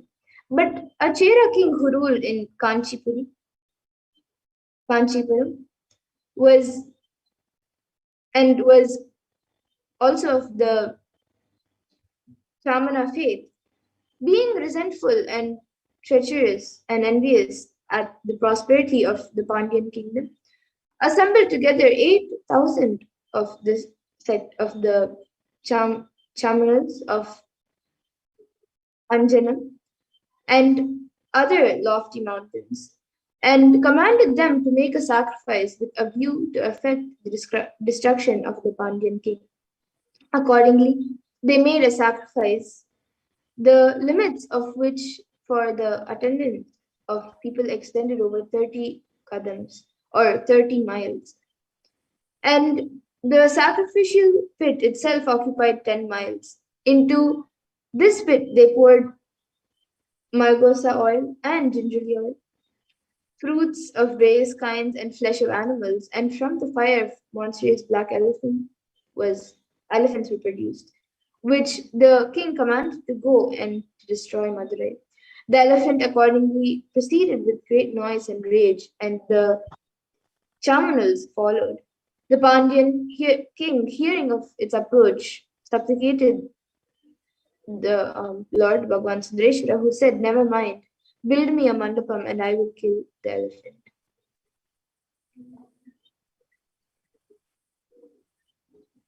And accordingly, a mandapa having the 16 pillars was built, and Bhagavan Sundareshwara came in the guise of a hunter. When the elephant approached, he directed against it a rocket of the kind called Narasimha Asitram, which were dispersed by the troops of the Pandyan. And such was the haste of the fugitives that their peacock fans, their sleeping mats, and drinking vessels were broken to pieces. The spot became famous, and one named the Prachalitran by worshipping the famous one named by worshipping the rocket that was left sticking in the elephant mountain, obtained a celestial gift, and one named the Ramasan by worshipping and forming a tank bearing his own name, also received a like gift. The elephant mountain remains to this day, and Narasimha Swami resides there. The Pandyan raising the hunter and the Bhagavan Paramashiva and receiving from him many gifts, returned to Madurai, had a son born to him and named Rajashekara Pandyan, and prosperously continued to rule.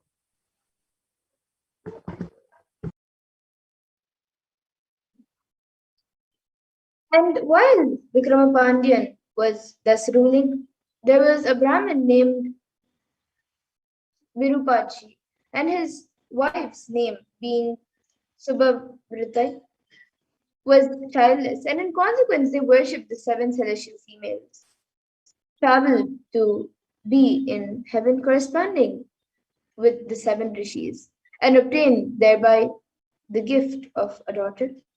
And at the age of 5, the child named Gauri asked to be taught a prayer for the speedy change of her mortal form, and the Brahmin, being surprised at her early good sense, taught her the Parvati mantra. While the father was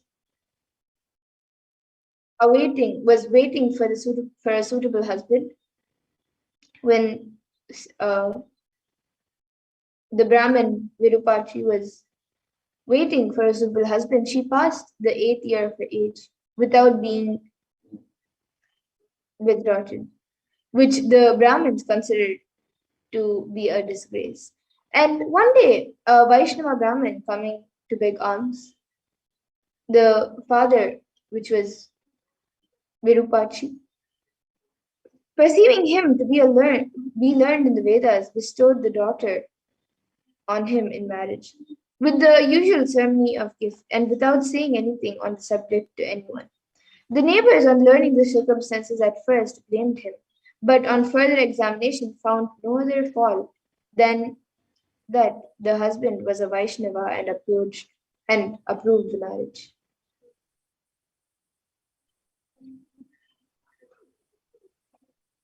And when the Vaishnava Brahmin brought his wife to his own village and to his parents, they disapproved of him marrying a Shaiva woman. And the woman, seeing nothing but Vaishnavas around her, without any Brahmins, wearing ashes and beads, sighed for her own people. One day, parents locked her up alone and without calling her went away to a distant marriage feast. In this interval, the aged Shaiva Brahmin in appearance came to her and asked for food. And on being admitted into the house and food being given by the woman, since he was too firm to feed himself, she assisted him to eat. When he suddenly changed to a young man, richly habited, and on surprise being expressed by the Brahmin, as also fear with reference to the return of her husband's parents. The young man suddenly became a child. The parents, having returned, finding her with a young Shaiva child, turned both out of the door. And while she was in the street, sorrowing deeply for her misfortunes, she meditated on Devi Parvati, and on which the child instantly disappeared, and Bhagavan Sundareshwara himself approached her, seated on his Nandi Vahana, and taking her up with him. While the clouds rained flowers and the townspeople were astonished, he carried her through the air to Madurai.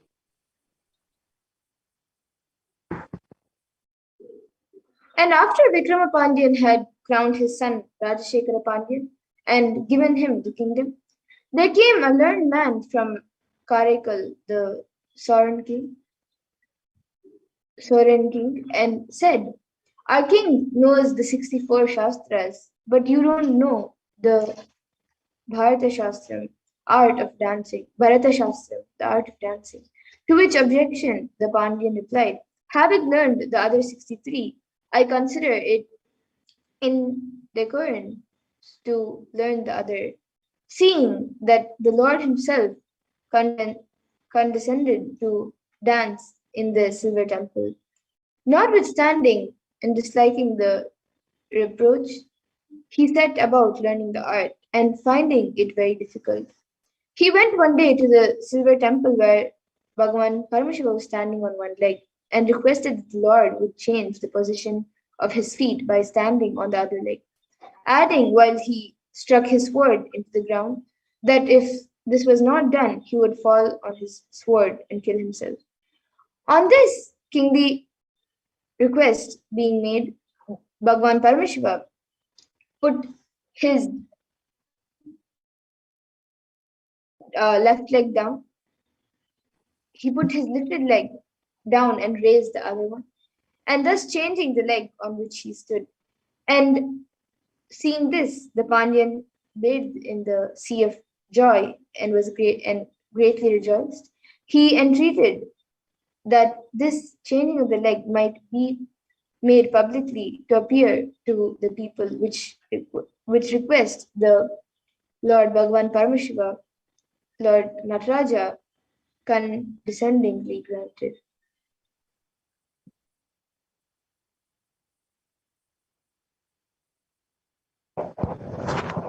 And Bhagavan Sundareshwara relieved an innocent person who feared the avenger of blood.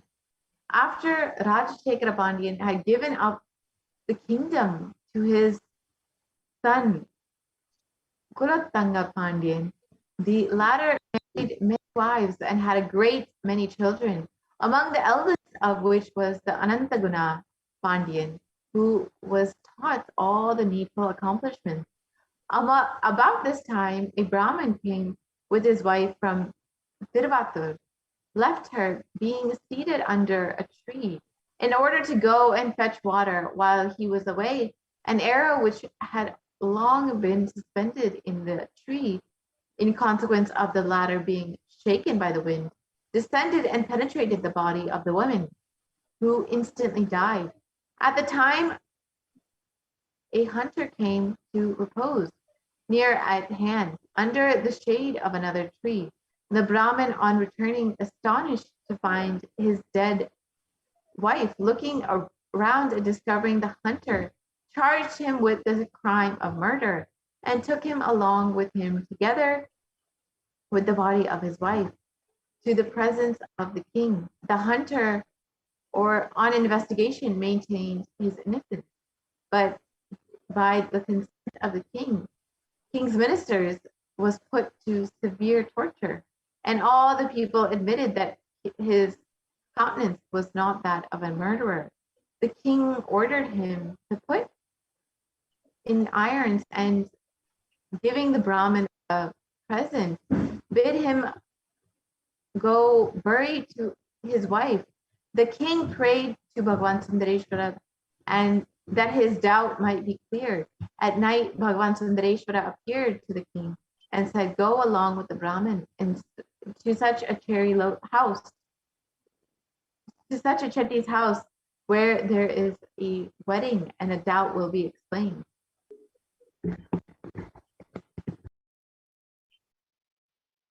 And the king, in disguise, accompanied the Brahmin to the place indicated, and while in the chetti's house, by Paramashiva's favor, they overheard the conversation of two of Yama's angels. One said, "Our master has ordered us to kill this bridegroom, for whose death there is no apparent instrumental means." The other said, "Don't you know how, by the fall of the arrow from the tree, we took the life of the Brahmin woman? I will loosen the bullocks from their ropes, and then, do you know, seated on the horns, finish the business." The king asked the Brahmin what he thought of this. Who said if the event correspond? "I shall then hold the hunter to be innocent." Soon after, as the marriage procession came, the great noise which was made alarmed the bullocks, one of which broke its rope, and running furiously at the bridegroom, gored him and caused his death, so that the marriage joyfulness was turned into a funeral accompaniment and triumph into mourning. On this development, the king and the Brahmin returned, and the king, setting the hunter at liberty, apologizing for punishing him wrongfully, and giving the Brahmin presents, and said, "Go seek another wife and submit to unavoidable evils."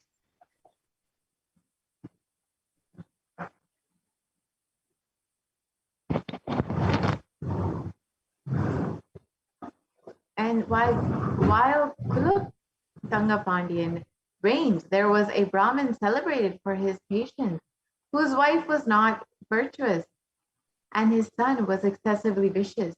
The evil thought occurred to him of defiling his father's couch, and his mother, losing all self-restraint, tolerated the atrocity. The Brahmin, conjecturing the state of things, waited in the expectation of a full discovery, and the son, knowing such to be the case, cut off his father's head. Then, taking all the household property, he set off, together with his mother, to go to another place. While on the way in a forest, they were attacked by robbers who took away the wretched to an extreme degree, both in mind and body, by a judgment from. One day, when Bhagavan Sundareshwara and Devi Meenakshi were gone out of the temple in the guise of the hunters, they agreed that the enormity of the crime could only be removed by themselves.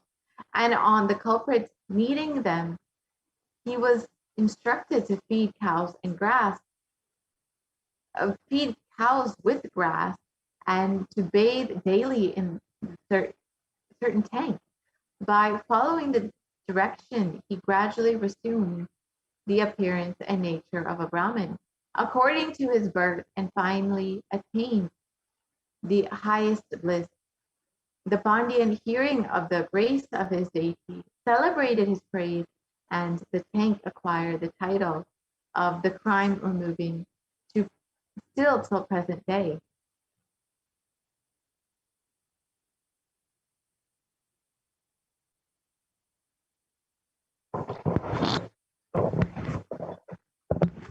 And while Kolatunga Pandyan ruled, a learned man came to the place, skillful in science.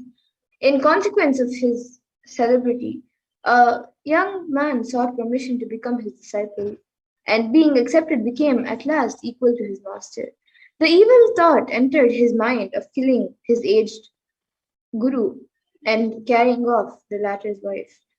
While the guru was absent, he made some overtures, but was repulsed by the wife. She being a chaste one, in consequence, he determined on violent proceedings. And Bhagavan Sundareshwara, knowing his evil designs, resolved to punish him. Accordingly, assuming the shape of an aged guru, he came and challenged the disciple to fight, which the latter joyfully accepted. And as promising an easy conquest and success in his designs, accordingly both combatants met the next day, fully armed, and the contest began, which lasted for 10 days to the great surprise of the townspeople.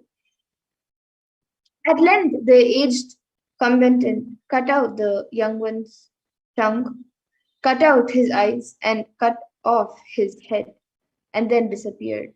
The people cried out, "Where is this aged conqueror?" He ran to his house, and it was informed by his wife that he had gone to the temple.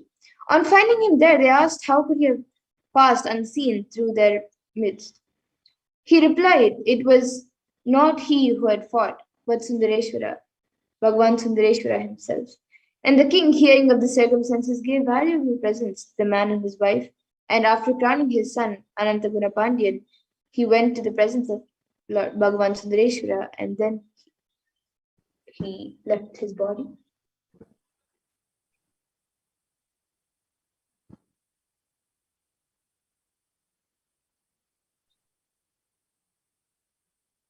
And the next Leela was the destroying of the striped serpent sent by the Chamanals. And while Anantaguna Pandyan was reigning, the beads, ashes, and other tokens of the Shaiva religion were every sacrifice out of the fire which an asura in the form of a striated serpent proceeded, which they sent to devour and destroy the inhabitants of Madurai. On its approach, the king besought Lord Bhagavan Sundareshwara, who gave him permission to kill it. And it's coming to the western gate. The Pandyan dispatched several arrows, which the serpent broke to pieces. But at length, one arrow, shaped in the form of a crescent, penetrated the serpent, which vomited a great deal of poison by the pestilential effect, of which many people of the town died. On this evil occurring, the Pandyan besought Bhagavan Sundareshwara to sprinkle a few drops of the ambrosial water from his hair on the place, which request Bhagavan Sundareshwara granted. The poison disappeared and the king reigned prosperously over his kingdom.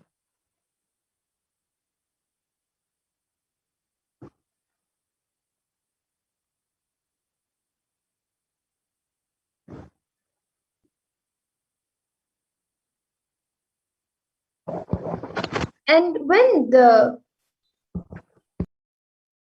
Samanans found that Anantaguna Pandyan had killed the serpent, they were very angry and consulted together. And they said, if we send a cow, they will be afraid to kill that. Wherefore, making a sacrifice. So then an asura in the shape of a cow came forth, which they sent, saying, go and destroy Madurai. Thereupon it proceeded, raising the duet, and a great rage, hearing which the Pandyan went and besought the Lord, Bhagavan Sundareshwara, asking about what he should do. Then Bhagavan Sundareshwara, addressing Nandi, his Vahana, said, go and conquer the cow. On which Nandi went out, he set out, richly caparisoned, and with great impetuosity, and on meeting the cow, assaulted it with his horns. But the cow, becoming bewildered, was changed into a mountain. Then the bullock enlarged its size and also became, besides, a mountain alongside. But afterwards, in a slender form, returned to the Lord, to Bhagavan Sundareshwara, and was received with applause, in which Parvati joined. Soon after, Rama, which is none other than Bhagavan Sri Ramachandra, came with Sugriva, Hanuman, and his other forces to these mountains on his progress towards Lanka. And sage Agastya also then came to him and explained to him the legend of these mountains, whereon he went to Madurai and worshipped Bhagavan Sundareshwara, and on his return from the conquest of Ravana, bringing his consort Sita with him, he again passed by this way. After paying honors to Bhagavan Sundareshwara, he went back to Ayodhya, and after a time returned with his consort to Vaikunta. And in the meantime, Anantaguna Pandyan, having, by the favor of Bhagavan Sundareshwara, received a son named Kalo Pushana Pandyan, and he had his son crowned and then died.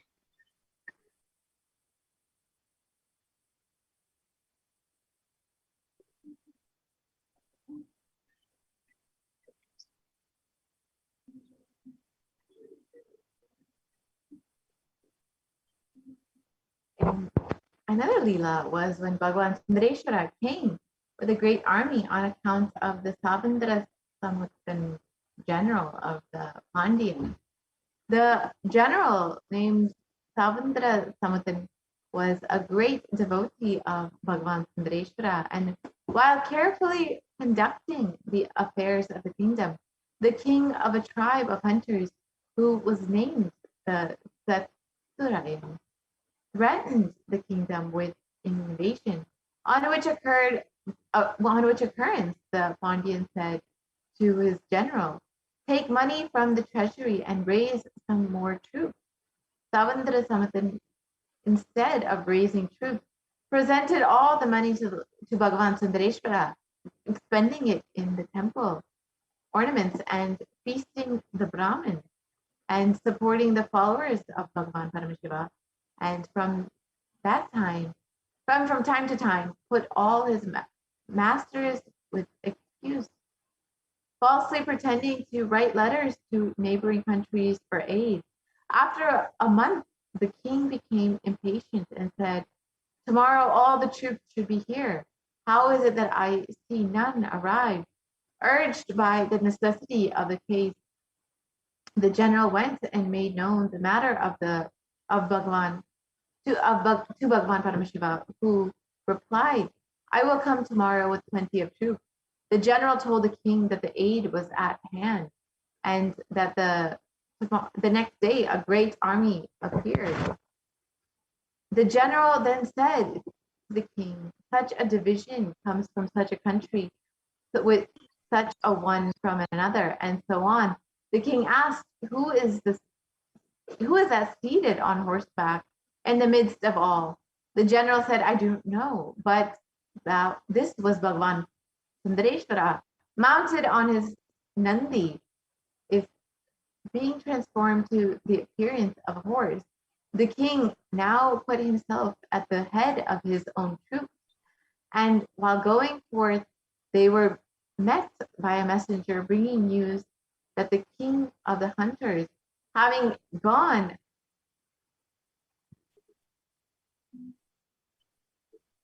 having gone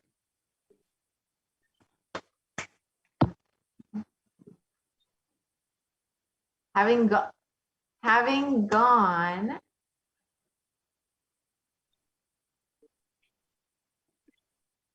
Yes, so having gone to the forest, slain had by been on his intelligence slain by a tiger. being received, the king gave orders for the different division to retire to different places. This order was so rapidly obeyed that the army of Paramashiva, Paramashiva's followers, that the king greatly wondered and discovered was a sacred amusement of Bhagavan Paramashiva, and he worshipped Paramashiva and thanked him for all that he had done. So with this, now that we've heard all of the various leelas of Bhagavan Sundareshwara, we will be entering into the Bhava Samadhi Darshan and prepare ourselves to receive Bhagavan Sundareshwara through the Nijavatara of the Supreme Pontiff of Hinduism. So let us now enter into the Bhava Samadhi Darshan prep after a very quick break.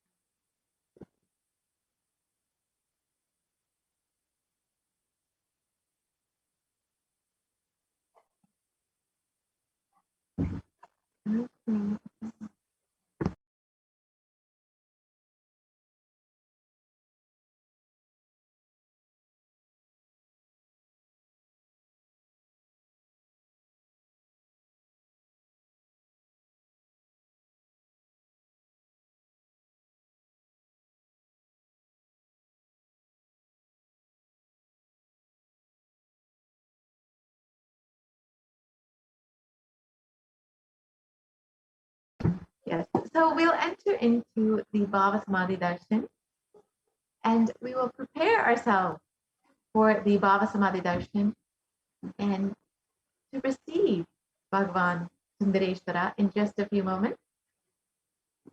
And let us understand what is Bhava Samadhi Darshan. If I could request the volunteer to project the slides for Bhava Samadhi Darshan.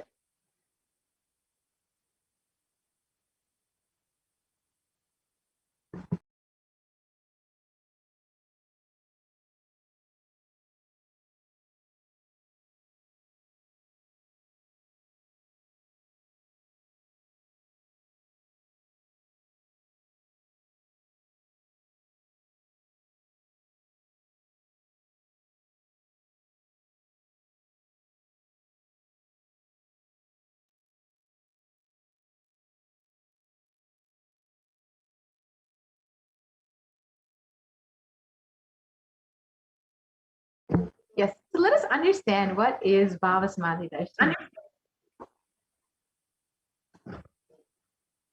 So the Shastra Pramana for the science of Bhava Samadhi Darshan comes from the Valmiki Tantra, verse 60, and it says, Katana Shakti Padatva Yadva Padavalokanat Prasadat Swaguro Samyak Prapyate Paramam Padam. And the translation for this verse is by the enlightenment teachings of the Guru Katana, by the Shakti Pada, the graceful transmission of the spiritual powers from the Guru, by looking at the sacred feet of the Guru, or by the complete loving favor of the Guru, Prasad, the ultimate goal and space, Paramam Padam, is attained.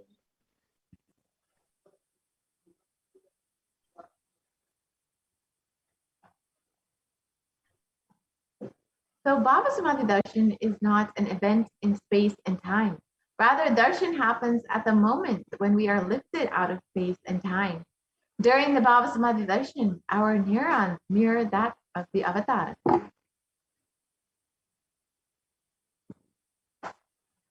And the word Baba is defined as directing or activating the emotional and spiritual energy that is created through meditation on the avatar. The brain neurons mirror, activate and process all the observed movements or information of the avatar just by seeing and without the physical act of imitation. And the science of mirroring neurons is a natural phenomenon which happens in all of us, and that is when our entire body can silently and without movement recreate what is happening distances far away, happening, experiencing the superconscious energy radiated by the avatar. The science of Baba Samadhi Darshan knows no distance, a phenomenon modern science is just discovering and has termed as quantum tunneling. And our thoughts per second reduces significantly, and we relax into the space beyond thoughts, which is thoughtlessness, and becoming mentally at ease in coexisting dimensions beyond duality. And we and the divine become one during that time, unconditioned by the parameters of time and space. It is the probability of a quantum particle like an electron with less kinetic energy to cross over the potential energy of an energy barrier. An electron acts both as a wave and a particle. So imagine a scenario: what happens when an electron with less kinetic energy is approaching a hill? Well, will the electron be able to cross over the potential energy, the peak of the hill? As a particle, the electron will require a higher kinetic energy to cross over the potential energy of the hill, or it will simply roll back. However, as a wave, the electron has the ability to pass through by propagating itself through the hill and going to the other side. And that is the science behind quantum tunneling. So the same science is imposed on people who witness the Baba Samadhi Darshan. This is because our neurons are able to mirror the neurons of the divine immediately through quantum tunneling, and we are able to travel through the divine energy and mirror the exact same neurons. The science of Baba Samadhi Darshan, let us understand now. Bhagavan Paramashiva describes the Baba Samadhi Darshan when Krishna once saw his own extraordinary sweetness reflected in a jeweled wall. He was amazed and said, "How unprecedented and astonishing is this deep and indescribable sweetness of mine. Alas, when I see it, even I become greedy to enjoy it. Just like Radhika, when I see my own sweetness in the mirror, I become eager to taste it, but I can't. And after due consideration, I find that the only way to relish this sweetness is through the constitution of Sri Radhika." And the Baba Samadhi Darshan is where the science of the Nijavatara manifests Paramashiva. The Nijavatara manifests Paramashiva, the consciousness, the formless, and expresses the being of Paramashiva through the Ditya Sharira, the light body, and manifests as Nijavatara, the physical form or embodied forms for us to experience Paramashiva. And as we had seen before, the Shastra Pramana for the science of Bhava Samadhi Darshan comes from the Malini Vijayottara Tantra, verse 60. Katana Shakti Padatva Yadva Padavalokanat Prasadat Swaguro Samyak Prapyate Paramam Padam. And the translation for this is by the enlightenment teachings of the Guru Katana, by the Shakti Pada, the graceful transmission of the spiritual powers from the Guru, by looking at the sacred feet of the Guru, or by the complete loving favor of the Guru, Prasad, the ultimate goal in space, Paramam Padam, is attained.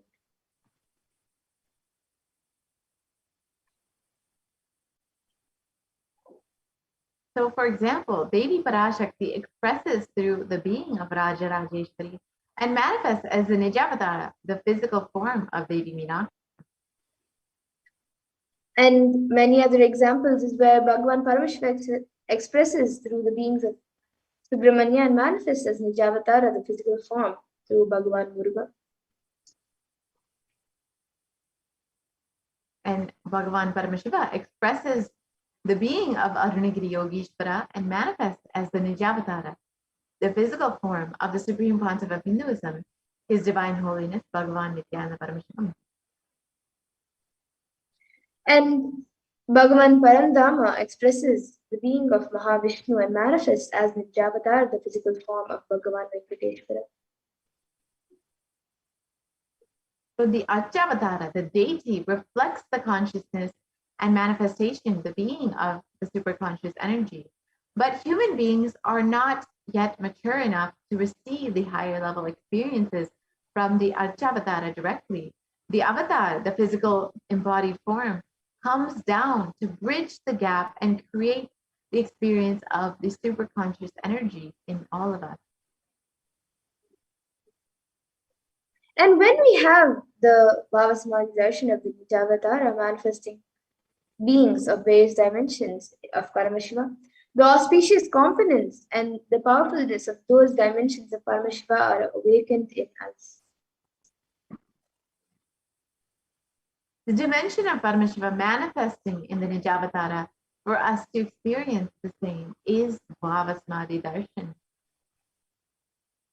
So the Bhava Samadhi Darshan is the direct experience of the causeless bliss. And during the Bhava Samadhi Darshan, our being comes alive and celebrates with the energy wave of existence. Our very muscles learn to imbibe and radiate Paramashiva. Bhava Samadhi Darshan is like a window to the infinite expanse of consciousness, allowing us to glimpse the formless in a way that we can understand. And even without much effort from our side, our very biomemory awakens to the space of Paramashiva, the ultimate consciousness, during the Bhava Samadhi Darshan. To have glimpse of, having darshan of an avatar cleanses the karmas of lifetimes and creates a deep and lasting transformation in each of us. And the space of gratitude enables the reflection of consciousness in all levels, the physical, psychological, and ultimately the conscious levels. And the darshan meditation is a preparation that helps us to fall into the deep space of gratitude. And it is during that time when we drop the conscious resolutions, the Satya Sankalpa of anything that we want or need in our life, and be ready to reflect the consciousness of Paramashiva. So that is all you need to manifest the best of your life and lives of all the other people around you. So the right context to receive the darshan is, I know you are the source of everything. You are everything, and you are in the embodied form of the Supreme Pontiff of Hinduism, and you are in this body. You are the source of both. Let me connect with you. Let you reveal yourself to me. Let me be in the Bhava Samadhi of you.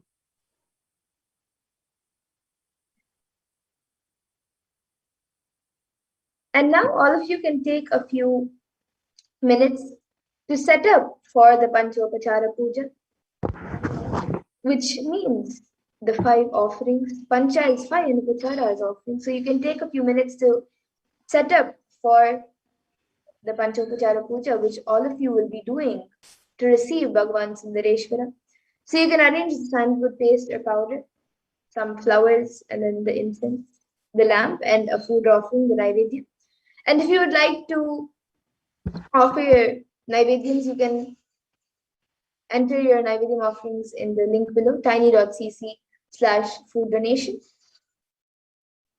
And yes, now all of you can take a few minutes to set up for the Panchopachara Puja.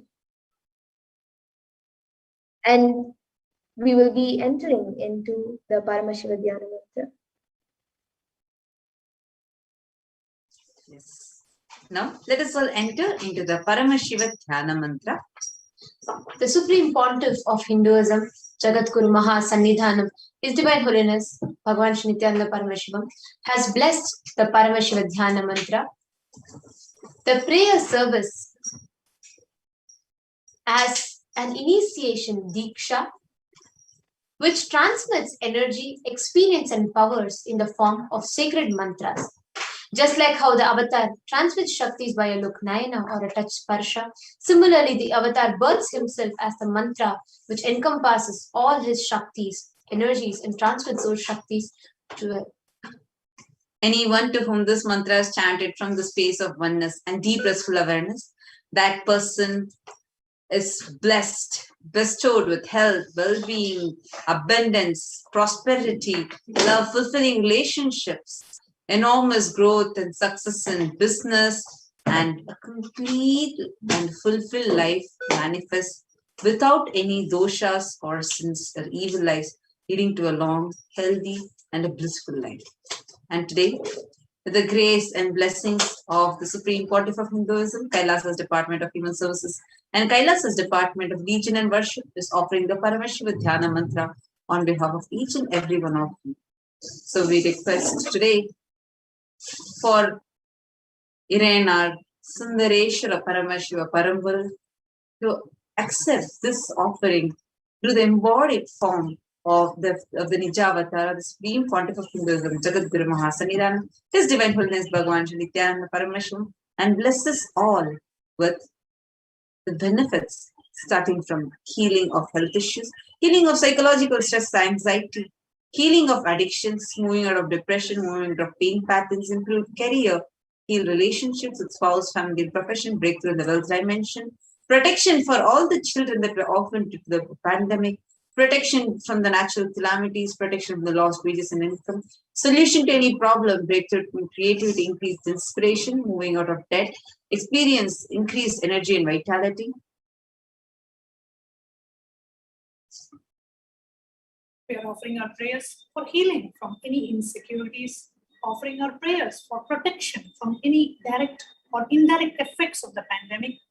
We are offering our prayers for the leadership consciousness to be awakened in each and every one of us.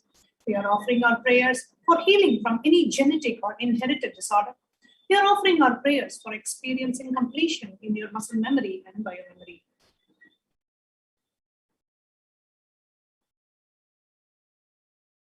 We pray to Irene Paramashiva Paramguru, Sundareshwara Paramashiva Paramguru, to bless us all, to be continuously available to us, for us to experience complete completion in our muscle memory, bio memory, and experience complete completion in every dimension of life, for us to experience His love, protection, blessings, grace continuously, and for us to have the ultimate Guru Bhakti continuously with the embodied, the Nijavatara, Supreme Pontiff of Hinduism, Jagadguru Mahasannidhanam, His Divine Holiness Bhagavan Shri Nithyananda Paramashivam. Now let us all enter into the Paramashiva Dhyana Mantra. Om Nithyananda Paramashivoham. Om Nithyananda Paramashivoham. Om Nithyananda Paramashivoham. Om Ham Hum Shivaya Namaha. Om Him Nithyanandaya Namaha. Om Nityanandam Paramasukadam Kevalam Jnanamurtim Dvandvatitam Gagana Sadrisham Tattvamasyaadilaksham Ekam Nityam Vimalamachalam Sarvadi Sakshi Bhutam Bhavatitam Trigunarahitam Satgurum Tam Namami. I surrender to that Sadguru, who is the eternal bliss, the bestower of supreme happiness, the one who is the embodiment of wisdom, who is beyond duality, who is omnipresent, to whom the supreme goal is giving the enlightenment experience, who is eternal, pure and unshakable, who is the silent spectator of all thought processes, who is beyond emotions, who is beyond the three qualities called the sattva, rajas and tamas. We will now enter into the conscious resolution. When you make a conscious resolution in the presence of the avatar, the very conscious resolution itself will manifest the reality.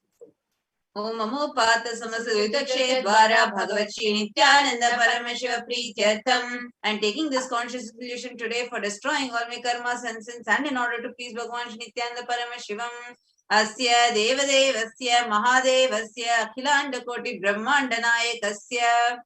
Who is the God of all gods? Who is the greatest of gods? The Lord of the universes and multiverses. And who is the Lord of the cosmos? Sakala Jagat Srishti Siddhi Samhara Tiro Bhava Anugrahakya Panchakritya Parayanasya. The one who does the cosmic actions of creation, sustenance, rejuvenation, pulling out of delusion and liberation.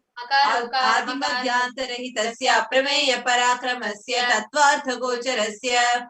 The one who is the beginning, middle and the end. The one who is immeasurable. Akara ukara makaratmaka pranavatmakasya rishabharudhasya mahadevasya kamikadivatulanta mahadantrakya Shaivagamaswarupasya Sakala Nigamagamaswarupasya Shuddhadvaita Shaivaswarupasya Nityananda Padastasya Nityananda Swarupasya Siddha Satchidananda Vigrahasya Rupa Rupadhitasya Sakala Nishkala Swarupasya Nitya Niranjana Niramaya Nirvikara Khandadi Visheshanasya Shri Nityanandeshwari Parashakti Sameta Shri Nityanandeshwara Paramashivasya Shri Nityanandeshwari Parashakti Sameta Shri Nityanandeshwara Paramashi Avatara Bhutasya Sarvadeva Devi Swarupasya Bhagavataha Shri Nityananda Paramashiwasya Cha Prityartham Shubhe Shobhane Muhurte Adya Brahmanaha Dvitiya Pararde Shri Shvetavaraha Kalpe Vaivasvatamanantare Ashtavinshati Tame Nitya Yuge Pratame Pade Jambo Dvipe Bharata Varshe Bharatat Kande Meroho Dakshine Parshve Shakabde Asmin Vartamane Vyavaharike Prabhavadinam Shrashyaha Samvatsaranam Madhye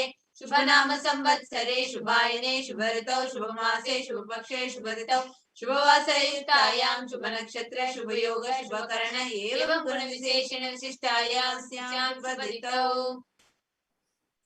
During this auspicious time, during the second half of the lifetime of Lord Brahma, during the Kalpa called Shvetavaraha, during the regime of Vaivasvata Manu, during the first quarter of the Yuga called Nitya Yuga, in the island called Jambu, in the continent called Bharatavarsha, in the subcontinent called Bharatakanda, in the southern side of Mount Meru, in the Shakayara, during the auspicious year, which is one of the set of 60 years which is in practice, of which Prabhava is the first year, in the auspicious Ayana, in the auspicious season, in this auspicious month, in the auspicious Paksha, the face of the moon, on this auspicious Tithi, on the auspicious day, during the auspicious Nakshatra, during the auspicious Yoga and the auspicious Karana, during such an auspicious moment. Adi Kailase Kalpavrikshasya Daha Nityananda Nagare Smrita Smritana Muktidayake Mahakshetre. We now request all the participants, whether you're male or female, whether you're offering for yourself or for someone else. But if you're chanting this mantra for a male body, please chant their names now. Namadheyasya. We request all the participants, whether you're offering this for yourself or for someone else. If you're offering this for a female, kindly chant the female names now.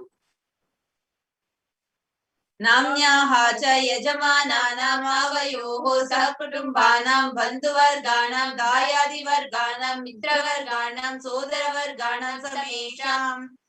For all those who are participants, hosts and me, with their families, relatives, inheritors, friends, brothers and everyone. Sarvabhishta siddhyartham sarvamangala vaptyartham uttarottaranavachinna sthiralakshmi praptyartham. Always let there be all types of good and auspiciousness. Always let there be unbroken and steady flow of abundance, prosperity and wealth. Kutumbe sarvesham sarvabhishta siddhyatam chintita manoratha vaptyartham. Let the family always have all kind of auspiciousness and anything which is desired be fulfilled. समेषाम् आधिव्याधिनिवृत्त्यर्थं समेषां शिरादिपादपर्यन्तं विद्यमानानां समेषु अङ्गेषु जनितजनिष्यमान सकलविध नानाविधरोगाणां व्यपोहार्थं तद्वारा रोगदृढगात्रवपुसिद्ध्यर्थम्. Let all the chronic diseases be healed. Let all kinds of diseases and disorders in the body, starting from head till toe, which has occurred or which is yet to occur in the various parts of the body, be healed. Let a strong, diseaseless, healthy, handsome, and graceful body be obtained. समेषां परिकर्तृभिश्च गतकरिष्यमान सकलविध मन्त्र तन्त्र यन्त्र विषचूर्णाभिचार स्तम्भन मारण उच्चाटन विद्वेषण वशीकरणादि मान्त्रिक प्रयोगेभ्यः रक्षण प्राप्त्यर्थं तद्वारा समेषां सर्वाभीष्ट सिद्ध्यर्थम्. Let protection be obtained from all the evil effects of the acts performed by people, either in the past or yet to be performed in the future, through the use of mantra, tantra, yantra, poisonous pill, employing spells for malevolent purposes, like making a person immobile, killing a person through vomiting in the area, upsetting and ruining the health, poisoning, hypnotizing, etc.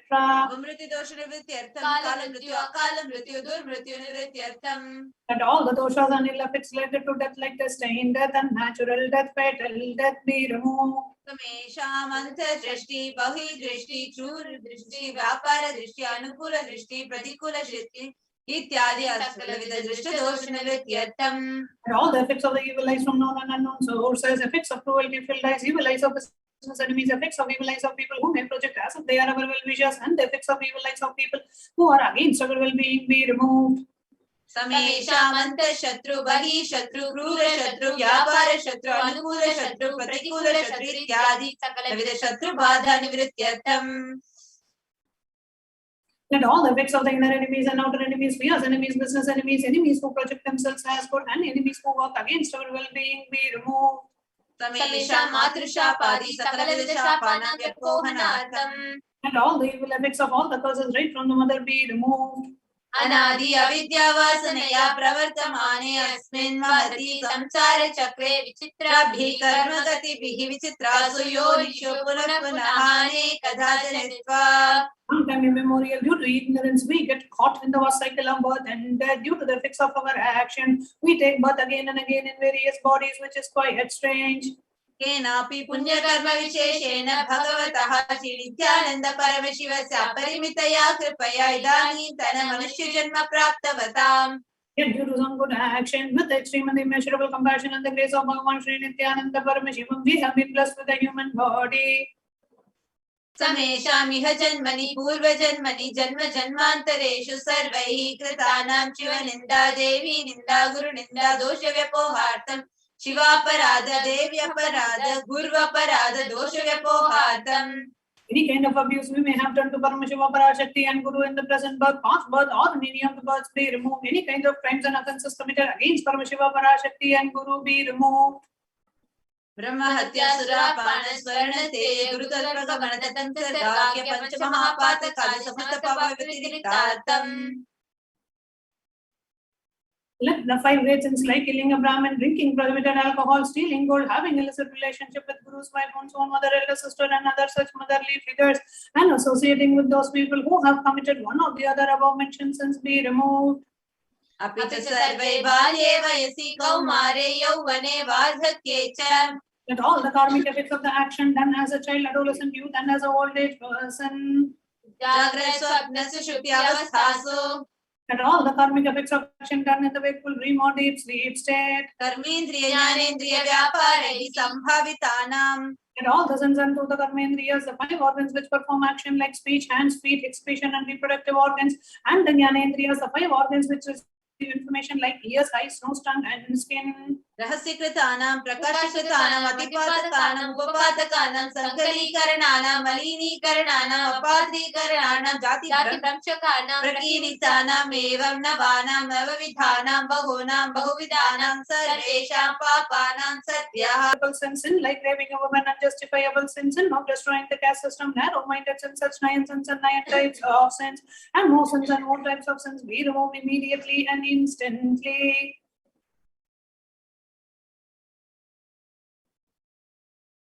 अपनोदन द्वारा समस्त मंगल प्राप्त्यतन शिव भक्ति देवी भक्ति गुरु भक्ति सिद्ध्यतम परमशिवत्व परमशिव स्थिति परमशिव शक्ति सिद्ध्यतम. Through the removal of sins, let us be showered with all the auspiciousness, and let Paramashiva Bhakti Devi Bhakti and Guru Bhakti be obtained. Let the state of Paramashiva, space of Paramashiva, powers of Paramashiva be obtained. कुटुम्बे सर्वदा सन्मङ्गलप्राप्त्यर्थम् अन्योन्य प्रेमाभिवृद्ध्यर्थम् उन्नतसिद्ध्यर्थम् सर्वापनिवृत्त्यर्थम्. Whole family always be showered with all the auspiciousness. Let the mutual love bloom among all the people. Let completion happen. Let all the mishap be removed. प्रारोग्यवाप्त्यर्थम् आयुर्भिवृद्ध्यर्थम्. Let the healthy body be obtained immediately and instantly. Let longevity be bestowed. व्यापारे उद्योगे च सर्वजनवशीकरणार्थं तद्वारा उन्नतोन्नतस्थानप्राप्त्यर्थम्. Let your charisma impress everyone in the business and job, and through that let you attain the best of the best position. बहुधनसौख्यप्राप्त्यर्थं गृहकनक पशुपुत्र पौत्र धनधान्य सौख्यप्राप्त्यर्थम्. Let extremely wealthy and happy life happen. Let various will be showered in the form of household, cattle, children, grandchildren, money, grains, and all the comforts related to worldly life. आदित्यादीनां नवानां ग्रहाणां दोषपीडानिवारणार्थम् आदित्यादीनां नवानां ग्रहाणां अनुकूलतासिद्ध्यर्थम्. Let all the malefic effects of the 9 planets be removed, and let auspiciousness be bestowed by the grace of all the 9 planets. भूम्यन्तरिक्षे विद्यमान भूत प्रेत पिशाच राक्षस ब्रह्मराक्षस बेताल कुष्माण्ड डाकिनी शाकिनी इत्यादि सर्व अरिष्ट निवारणार्थम्. Let all the evil effects that cause calamities on the planet are the evil effects from various demonic beings like Bhuta, Preta, dead people, Pishacha, demon, Rakshasa, Brahma, Rakshasa, Vetala, ghost, Kushmanda, the class of demons, Dakini, little devil, Shakini, the kind of female demon be removed. मनोव्याकुलता निवारणार्थं let the mental confusion and worry करिष्यमाणे कर्मणि आदिदैविक आदिभौतिक आध्यात्मिक विघ्न निवारणार्थं. And all the obstacles be removed with regards to action done or going to be done related to God, world, and spirituality. समस्त ऋण निवारणार्थं धनलक्ष्मी धान्यलक्ष्मी संतानलक्ष्मी सौभाग्यलक्ष्मी विद्यालक्ष्मी शौर्यलक्ष्मी वीरलक्ष्मी विजयलक्ष्मी इत्यादि अष्टलक्ष्मी परिपूर्ण कृपा कटाक्ष सिद्ध्यर्थम्. Let all the loans be removed. Let all the loans be removed. Let all the Ashtalakshmis like Dhanalakshmi, Santanalakshmi offerings, Saubhagyalakshmi fortune, Vidyalakshmi knowledge, Shauryalakshmi bravery, Veeralakshmi heroism, Vijayalakshmi success be showered.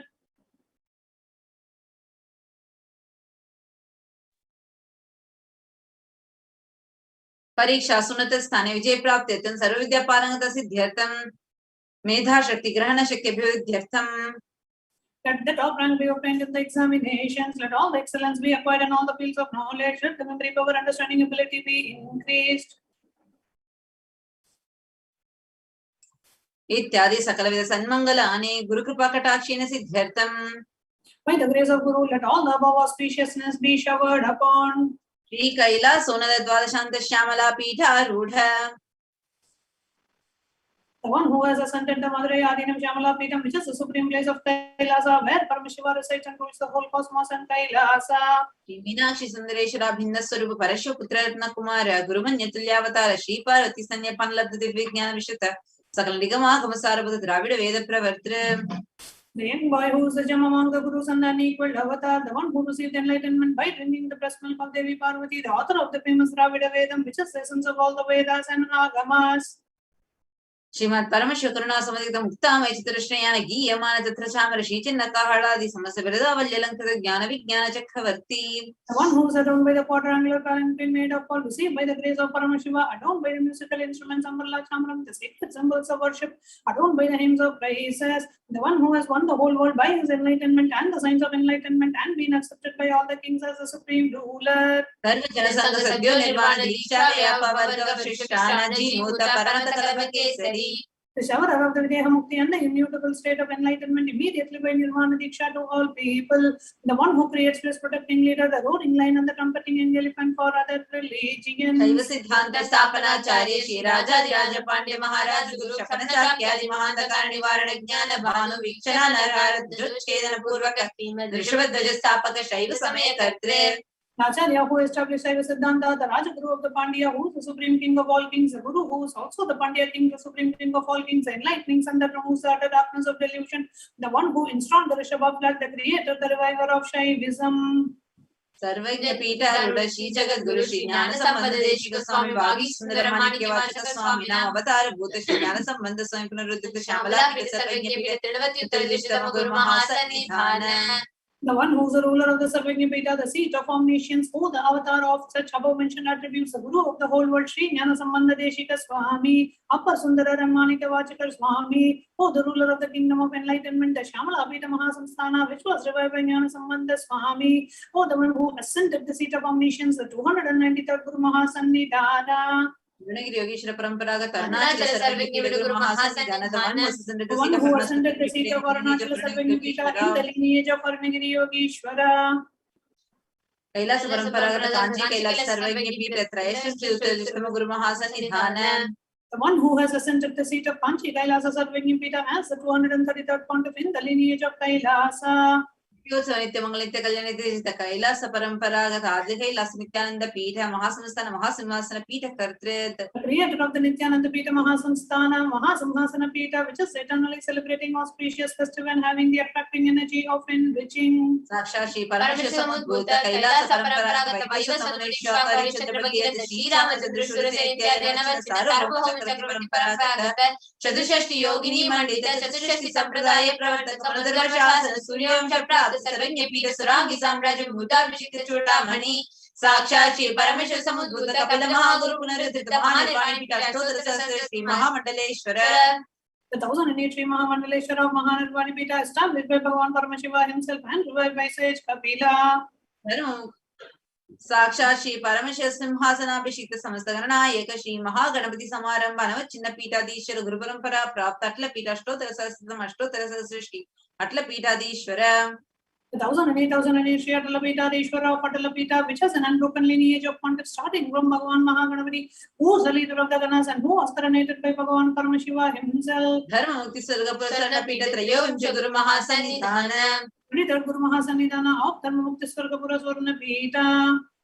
Kailash परंपरागत आदिपीठ सर्वज्ञ पीठ जगत गुरु श्री कैलास पुनरुद्धार श्री कैलास परमाचार्य श्री परमहंस परिव्राजकाचार्य वरे सच्चिदानंद प्रणव स्वरूप श्रोत्रिय ब्रह्मनिष्ठ जगत गुरु श्री श्री भगवत श्री नित्यानंद परमशिव श्री ज्ञान संबंध देशिक परमाचार्य स्वामिनां प्रीत्यर्थं तेषां पादरविद्योः भक्ति सिद्ध्यर्थं गुरु कृपा कटाक्ष सिद्ध्यर्थं क्षेम स्थैर्य वीर्य विजयारोग्य ऐश्वर्याभिवृद्ध्यर्थं धर्मार्थ कामोक्षत्रिविध फलपुरुषार्थ सिद्ध्यर्थं मम समस्त दुरितोपशान्त्यर्थं समस्त मंगलावाप्त्यर्थं भगवत् श्री नित्यानंद परमेश्वर प्रसादेन सकुटुम्बस्य ज्ञानवैराग्य जीवन मुक्ति प्राप्त्यर्थं च श्री नित्यानंदे श्री पराशक्ति समेत श्री नित्यानंदेश्वर परमशिवस्य श्री नित्यानंदेश्वर पराशक्ति समेत श्री नित्यानंदेश्वर परमशिव अवतार बुद्ध सर्वदेव देवी स्वरूपस्य भगवतः श्री नित्यानंद परमशिवस्य ध्यान षोडशोपचार सर्वोपचार अर्चनाराधन पूजा प्रार्थना करिष्ये. ओम आनंद गंध निलयाय नमः भवरोग भेषजाय नमः कल्पतरवे नमः पशुपतिये नमः पाशमोचकाय नमः ईशित फलदायकाय नमः भाग्यवृत्ति परिवर्तकाय नमः मादिव्याधि विनाशकाय नमः समस्त कल्याण गुणान्विताय नमः बिरदिपुरीशाय नमः श्री कैलासपते नमः शिवशक्ति ऐक्य स्वरूपाय नमः. ओम ह्रीं नित्यानंदाय नमः. ओम हां हों शिवाय नमः. ओम श्री नित्यानंदे श्री पराशक्ति समेत श्री नित्यानंदे श्री परमशिवाय नमः. ओम श्री नित्यानंदे श्री पराशक्ति समेत श्री नित्यानंदे श्री परमशिव अवतार बुद्ध सर्वदेव देवी स्वरूपाय शील श्री भगवत श्री नित्यानंद परमशिव श्री ज्ञान संबंध देशिक परमाचार्य स्वामिने नमः. ओम Nityanandam. Now we'll enter into the chanting of the dhyana shlokam for Devi Parashakti.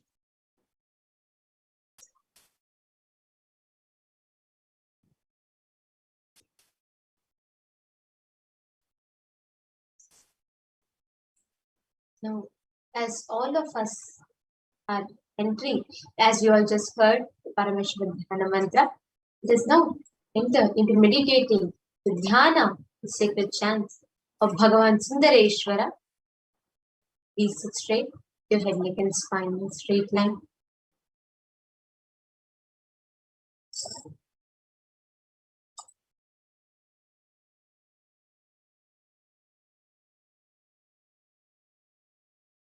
Bring your entire awareness to your Ananda Gandha, to your whole heart center, just 2 inches above your navel and 2 inches below your heart center.